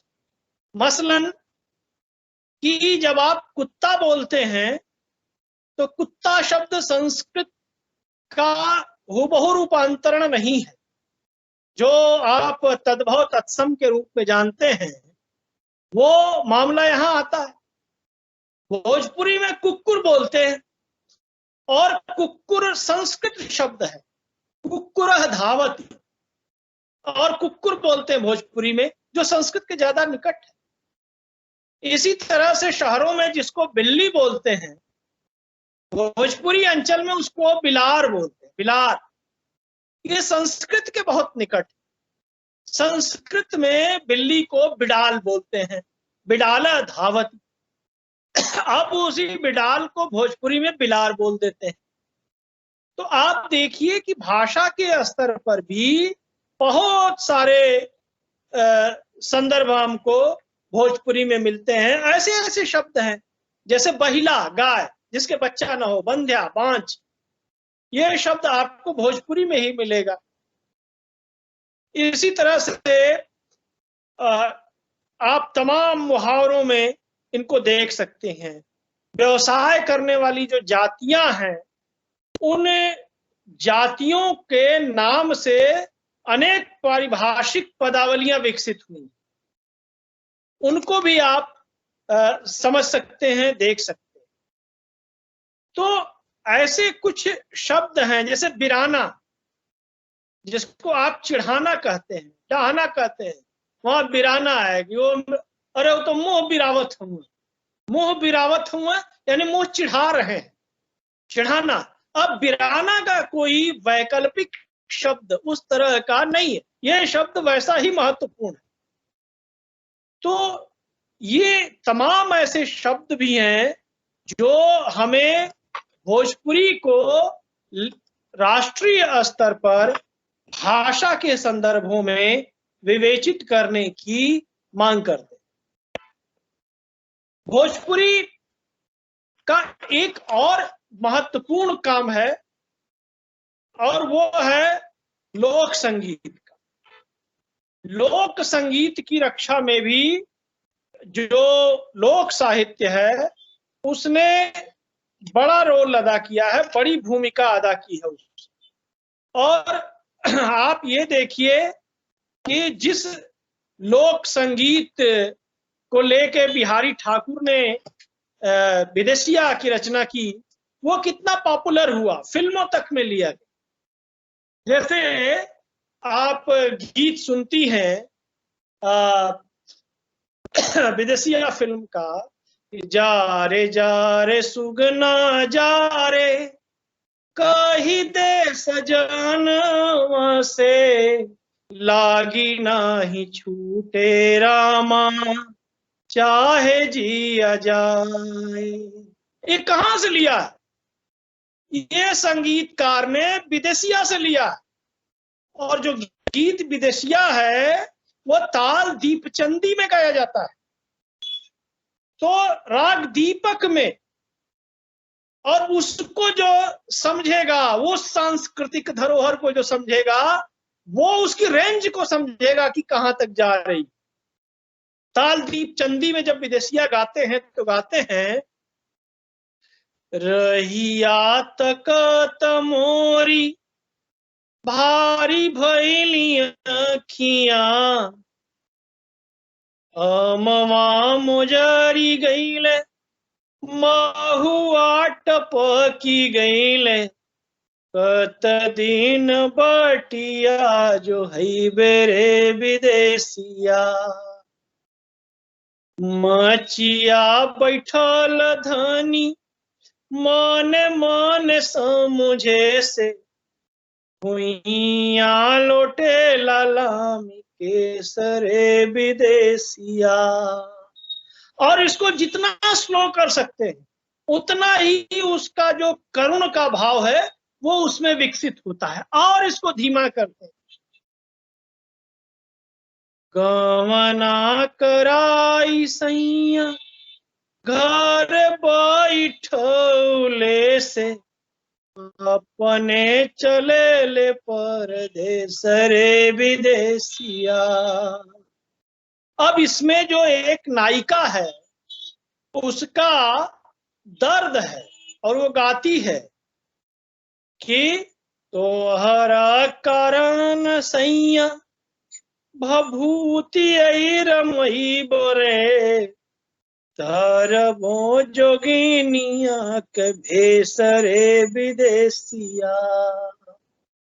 तो अब जोगिन का भेष धर लेगी, सैया के लिए निकल कर। ऐसे तमाम गीत हैं। आपने दिलीप कुमार की फिल्म देखी होगी गंगा जमुना, उसमें एक गीत है, नैन लड़ जई हैं तो मनवा मां कसक खोइबे करी, प्रेम का फुटिया पटाखा तो धमक होइबे करी। नौशाद जी ने उसमें जो संगीत दिया है, उस संगीत के अंत में भी जो भोजपुरी अंचल का धुबियो गीत है उसको लिया और गवाया है पूरा झाल बचवा करके कि मन ले गई रे धोबनिया, देखो कैसा जादू डाल के, कैसा जादू डाल के हो, कैसा जादू डाल के मन दो। ये पूरा पूरा गीत है, आपने सुना होगा, रेडियो पे खूब बजता है, आप जाइए यूट्यूब पे सुन लीजिए वो। लेकिन उस पे असर जो है वो भोजपुरी अंचल के लोकगीतों में जो धोबियाऊ गीत होता है उसका पूरा असर। धीरे धीरे ये गीत अब लुप्त हो रहे हैं। ये हमारे लिए बहुत एक कठिन मामला है, बहुत मतलब निराशा का मामला है। और वो लोकगीत जो है उनका संरक्षण, उनका धरोहर के रूप में इस्तेमाल करना बहुत जरूरी है। आप देखिए कि जो लोक साहित्य के रूप हैं, लोकगीत, लोक कथा, लोक गाथा, लोक नाट्य, लोक सुभाषित, इन सब की रक्षा करना हमारी आज की मांग है। लोकगीतों में आप जाइए तो पूरी आपकी भोजपुरी जो संस्कृति है वो आपको दिखाई देती। पुत्र जन्म के समय जो सोहर होता है, सोहर गाए जाने की हमारे यहाँ परंपरा है और उसका एक पूरा टोन है और वो गाते हैं और वो टोन पूरे भोजपुरी अंचल में अपने संगीत की छटा बिखेरता है और लोग सोहर को उस टोन में गाते हैं और उस स्वर को सुन करके मान लिया जाता है कि फला के घर में बेटा हुआ है, इसलिए सोहर गाया जाए। बनी जातु लला नेहरू सुजान, सुभाष चंद्र बोस न हो, ललना होती मोरी कुखिया पुनीत, जन्म मासु फल होते हो। रामा सोनी सोनी उठले बयरिया की, बहुत यानी की लाग हो, ललना। अब ये टोन है। अब इस टोन में जहां कहीं भी गीत बजेगा गांव में, क्या मान लिया जाएगा कि वहां बेटा। ऐसे ही मुंडन के गीत हैं, सोहर गाई जाती है। विवाह के गीत हैं, विवाह के गीतों में हमारे यहाँ गारी गाने की परंपरा। यज्ञोपवीत के गीत हैं जिसमें जनेऊ के गीत कहते हैं। और इसी तरह से मैं जो मतलब विवाह के गीतों के तो कई रूप हैं, ढेर सारे रूप हैं। तिलक से लेकर के चौथ तक गीत गाए जाते हैं। संजा का है, माड़ो का है, माड़ो गोड़ाई का है, कलसा धराई का है, हल्दी का है, लावा भुजाई का है, मात्र पूजा का है, गुरथी का है, विवाह का है, भांवर का है, चूमने का है, द्वार रोकने का है, कोहबर के गीत हैं, परिहास के हैं, भात के हैं, उबटन लगाने का है, माड़ो खिलाई का है, विदाई का है, कंगन छोड़ाई का है और चौथारी के गीत। ये सारे गीत गाए जाते। और जब बारात आती है तो बारात आने समय गारी गाई जाती।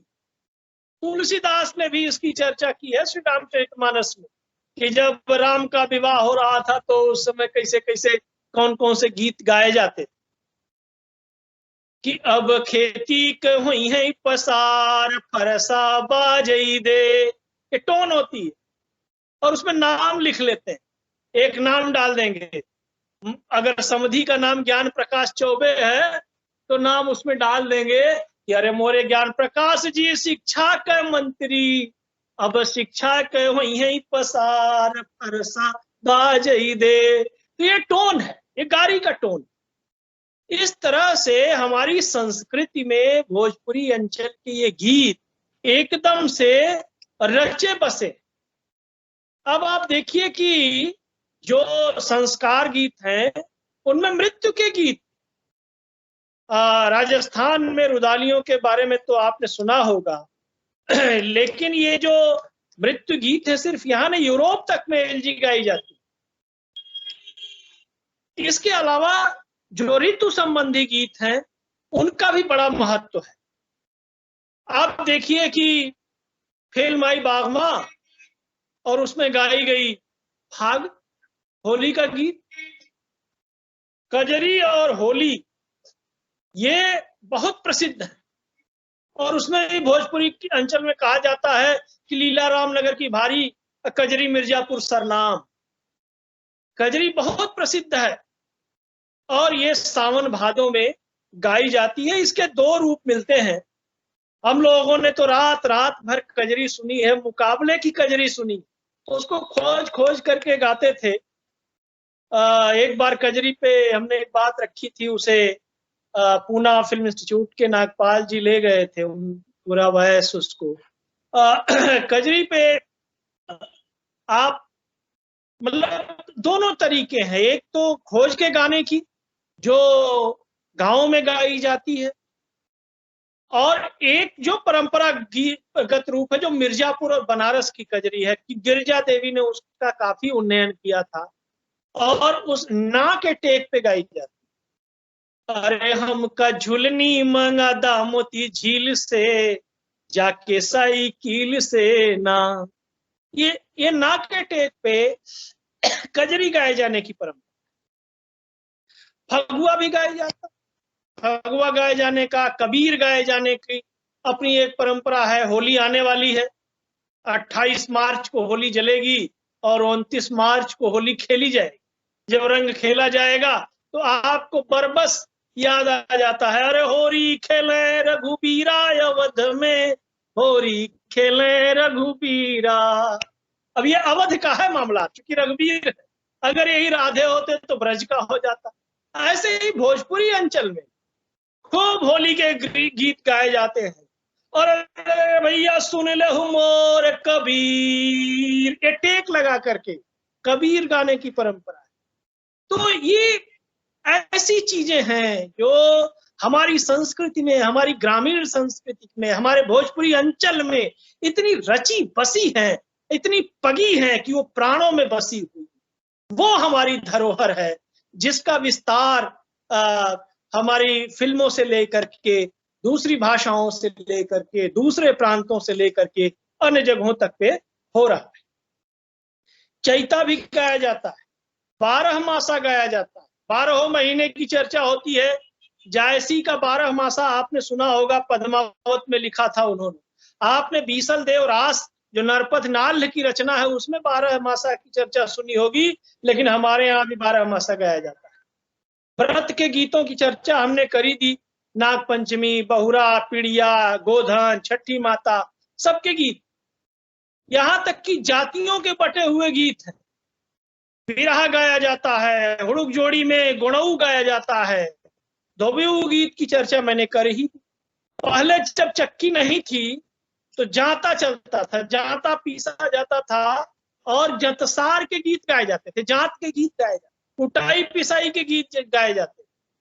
यही नहीं, जो धान की रोपाई होती है उस धान की रोपाई के रोपनी के गीत गाए जाते। देवी देवताओं के गीत तो हमने बता ही दिए। तो ऐसे रचे बसे। इसी तरह से हमारे यहाँ लोक गाथाएं हैं, हमारे लोक के जो नायक हैं उन नायकों को लेकर के गाथाएं लिखी गई और उन गाथाओं को भी गाया जाता है। लोरिक और मैना की कहानी कौन नहीं जाता है, लोरिकायन पूरा लिखा गया उसको। तो आप अगर खोजने लगिए तो लोक गाथाएं भी ढेर सारी मिल जाएंगी, लंबे लंबे कथानक की, रात रात भर की कहानियां चलने वाली ऐसी लोक गाथाएं आपको मिल जाएंगी। लोक गाथाओं से अगर आप आगे निकलेंगे तो आपको लोक कथाएं मिल जाएंगी।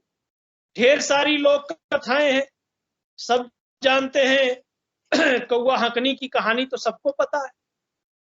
अब अगर किसी ने कौआ हंकनी की कहानी सुनी हो और उसके बाद कमलेश्वर जैसे प्रसिद्ध कहानीकार की कहानी राजा निर्वंशिया पढ़े, तो अब राजा निर्वंशिया का जो शिल्प है उसमें जो समानांतर कहानी चलती है, उस समानांतर कहानी में जो लोक का संदर्भ है निश्चित रूप से वो लोक कथा से जुड़ा हो। लोक कथाओं के ज्ञान के बिना अच्छी कहानियां भी लिख पाना संभव नहीं। कमलेश्वर की कहानी उसका बहुत बड़ा उदाहरण है। और ये लोक कथाएं कोई आज की थोड़ी है, बृहद कथा मंजरी या फिर कथा सरित सागर या पंचतंत्र की कहानियां, हितोपदेश, बैताल पचीसी, सिंहासन द्वादशी, शुद्ध संतति, जातक कथाएं, ये सब तो आप सबने सुन ही रखा है, ये परंपरा में है। और उस परंपरा की गाथाएं हमारे यहाँ मिलती हैं, पशु पक्षियों को लेके, परियों को लेकर के, विक्रम बेताल को लेकर के, बुझौल पहेली को लेकर के, साधु पीरों को लेकर के, कारण का निर्देशन करने वाली कहानियों को लेकर के, ऐसी ढेर सारी लोक कथाएं हमारे यहाँ मिलती हैं। लोक नाट्य का जहां तक संदर्भ है, आप जानते हैं कि उत्तर प्रदेश का तो लोक नाट्य ही नौटंकी है। दादरा ठुमरी, जिसको आएगा वो जानेगा उसको, बहरे तबील जिसको आएगा वो जानेगा। बहरे तबील का क्या खूबसूरत इस्तेमाल फणीश्वरनाथ रेणु, जिनकी शताब्दी चल रही है, 4 मार्च को पूरी हो रही है, अमर कथाकार फणीश्वरनाथ रेणु की कहानी तीसरी कसम में उसका संदर्भ आता है, बहरे तबील में गाया जाता है। और बहरे तबील जिनको गाना नहीं आता वो नौटंकी नहीं कहा सकते। कहने को तो कहा जाता है कि बड़ी नौटंकी कर रहे हैं आप, लेकिन नौटंकी करना वाकई बड़ा कठिन है, क्योंकि जिनको बहरे तबील गाना नहीं आएगा वो नौटंकी नहीं कर सकते। तो ये बात है जो एक मुहावरे से छन के उसकी वास्तविकता में निकल करके आता है। लोक नाट्य का एक रूप हमने आपको बता ही दिया, जो भिखारी ठाकुर का संदर्भ हमने दिया, उससे आप समझ ही सकते हैं। इसके अलावा लोकोक्तियां हैं, मुहावरे हैं। अब लोकोक्तियों से बहुत सारी, अब जैसे बनारस के बारे में कहा जाता है कि राण साण सीढ़ी सन्यासी, इनसे बचे तो सेवक काशी। काशी में अगर आपको रहना तो इनसे बचिए तभी। तमाम घाघ और भड्डरी की कहावतें हैं जो अवधी और भोजपुरी दोनों अंचलों में समान रूप से प्रचलित है। अब कहा गया है कि तमाम कहावतें हैं, तमाम कहावतें, पातर कृषि बहुरहा भाई, घाघ कहें दुख कहां समाए है। इसी तरह से तमाम करुण कहावतें हैं। भोजपुरी में अंचल की सबसे करुण कहावत है, जिसका उदाहरण मैं कहता हूं दावे से कि पूरी दुनिया के साहित्य में नहीं मिले। वो कहावत मैं आपको सुनाता हूं। उस कहावत में कहा गया है, स्त्री के जीवन की दारुण दशा के समझने के लिए वो कहावत कि बिन ब्याही कन्या मरे, ठाढ़े ऊख बिकाए, बिन मारे बैरी मरे, यह सुख कहां समाए। इससे बड़ा कष्ट और क्या हो सकता है कि खेत से खड़ा गन्ना बिक जाए और बिना ब्याह के कन्या मर जाए, तो बिना मारे ही बैरी मर गया समझिए, यह सुख कौन समाएगा। एक स्त्री जीवन के लिए इससे दारुण, इससे तकलीफ ज़्यादा कहावत पूरी दुनिया में आपको नहीं। तो ये है भोजपुरी अंचल की ताकत, जिसको आप समझिए। यहाँ पे इतनी कहावतें हैं कि जिनकी चर्चा कर पाना बहुत बहुत मुश्किल है। उन सबको अगर देखा जाए, इसके अलावा जो मुहावरे हैं, पहेलियां हैं, बच्चों के खेल हैं, उनको समझा जाए तो आपको समझ में आएगा कि भाषा के स्तर पर भी राष्ट्रीय एकीकरण में इन मुहावरों का, इन लोकोक्तियों का, इन कहावतों का, इन पहेलियों का, इन बच्चों के गीतों का कितना महत्व है। कह सकते हैं कि भोजपुरी का जो साहित्यिक सांस्कृतिक अवदान है, उसकी जो धरोहर है, उसको अक्षुण्ण बनाए रखने की जिम्मेदारी, उस परंपरा का निर्वहन करने की जिम्मेदारी न सिर्फ हमारी बल्कि आने वाली पीढ़ियों की भी है। अगर उनका संरक्षण, संवर्धन, संकलन किया गया तो उनकी अक्षुण्णता राष्ट्रीय एकीकरण को भी मजबूत करने में सहायक होगी। भाषा शास्त्रीय दृष्टि से उसका महत्व भी अविच्छिन्न होगा। ये बात मैं आज आपसे कहना चाहूंगा, क्योंकि मुझे समय 4 बजे तक का दिया गया था और 4 बज गए हैं, इसलिए मैं यही अपनी बात को समाप्त करता हूं। बहुत बहुत धन्यवाद। नमस्कार। धन्यवाद नलिन रंजन जी। जैसा कि मैंने आरंभ में ही कहा था कि यह वेबिनार हमारे रोज होने वाले विभागीय वेबिनार से कुछ अलग प्रवृत्ति रखता है। इस वेबिनार के माध्यम से हमने कोशिश की है अपनी क्षेत्रीय बोलियों की जड़ों को जानने की और उनकी मिठास से आप लोगों को परिचित कराने का प्रयास किया है। इस प्रयास में हम कितना सफल हुए हैं ये तो आप अपने मौखिक फीडबैक द्वारा ही बता पाएंगे। तो यदि आप में से कोई भी प्रतिभागी सर के बारे में कुछ कहना चाहता है या हमारे आज के इस वेबिनार के विषय में कोई जिज्ञासा है या कुछ भी बोलना चाहता है तो आप अपना हैंड रेज करके बोल सकता है। बिल्कुल, स्वागत स्वागत।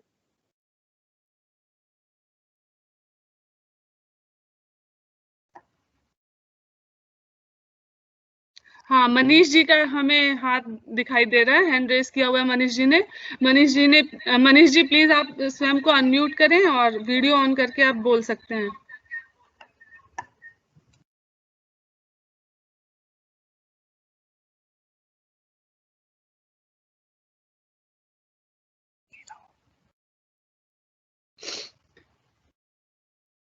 मैं मनीष कुमार आयकर निरीक्षक बोल रहा हूँ। अनम्यूट करो।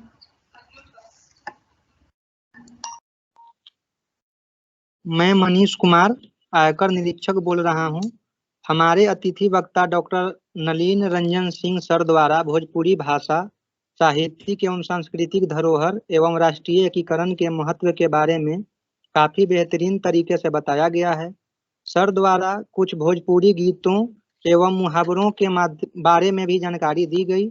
साथ ही भिखारी ठाकुर जी के विदेशिया गीत को गाकर प्रशिक्षण में समा बांधा गया, जिसके लिए मैं सर का तहे दिल से शुक्रगुजार हूँ। बहुत बहुत धन्यवाद। धन्यवाद धन्यवाद धन्यवाद मनीष जी। कोई अन्य प्रतिभागी?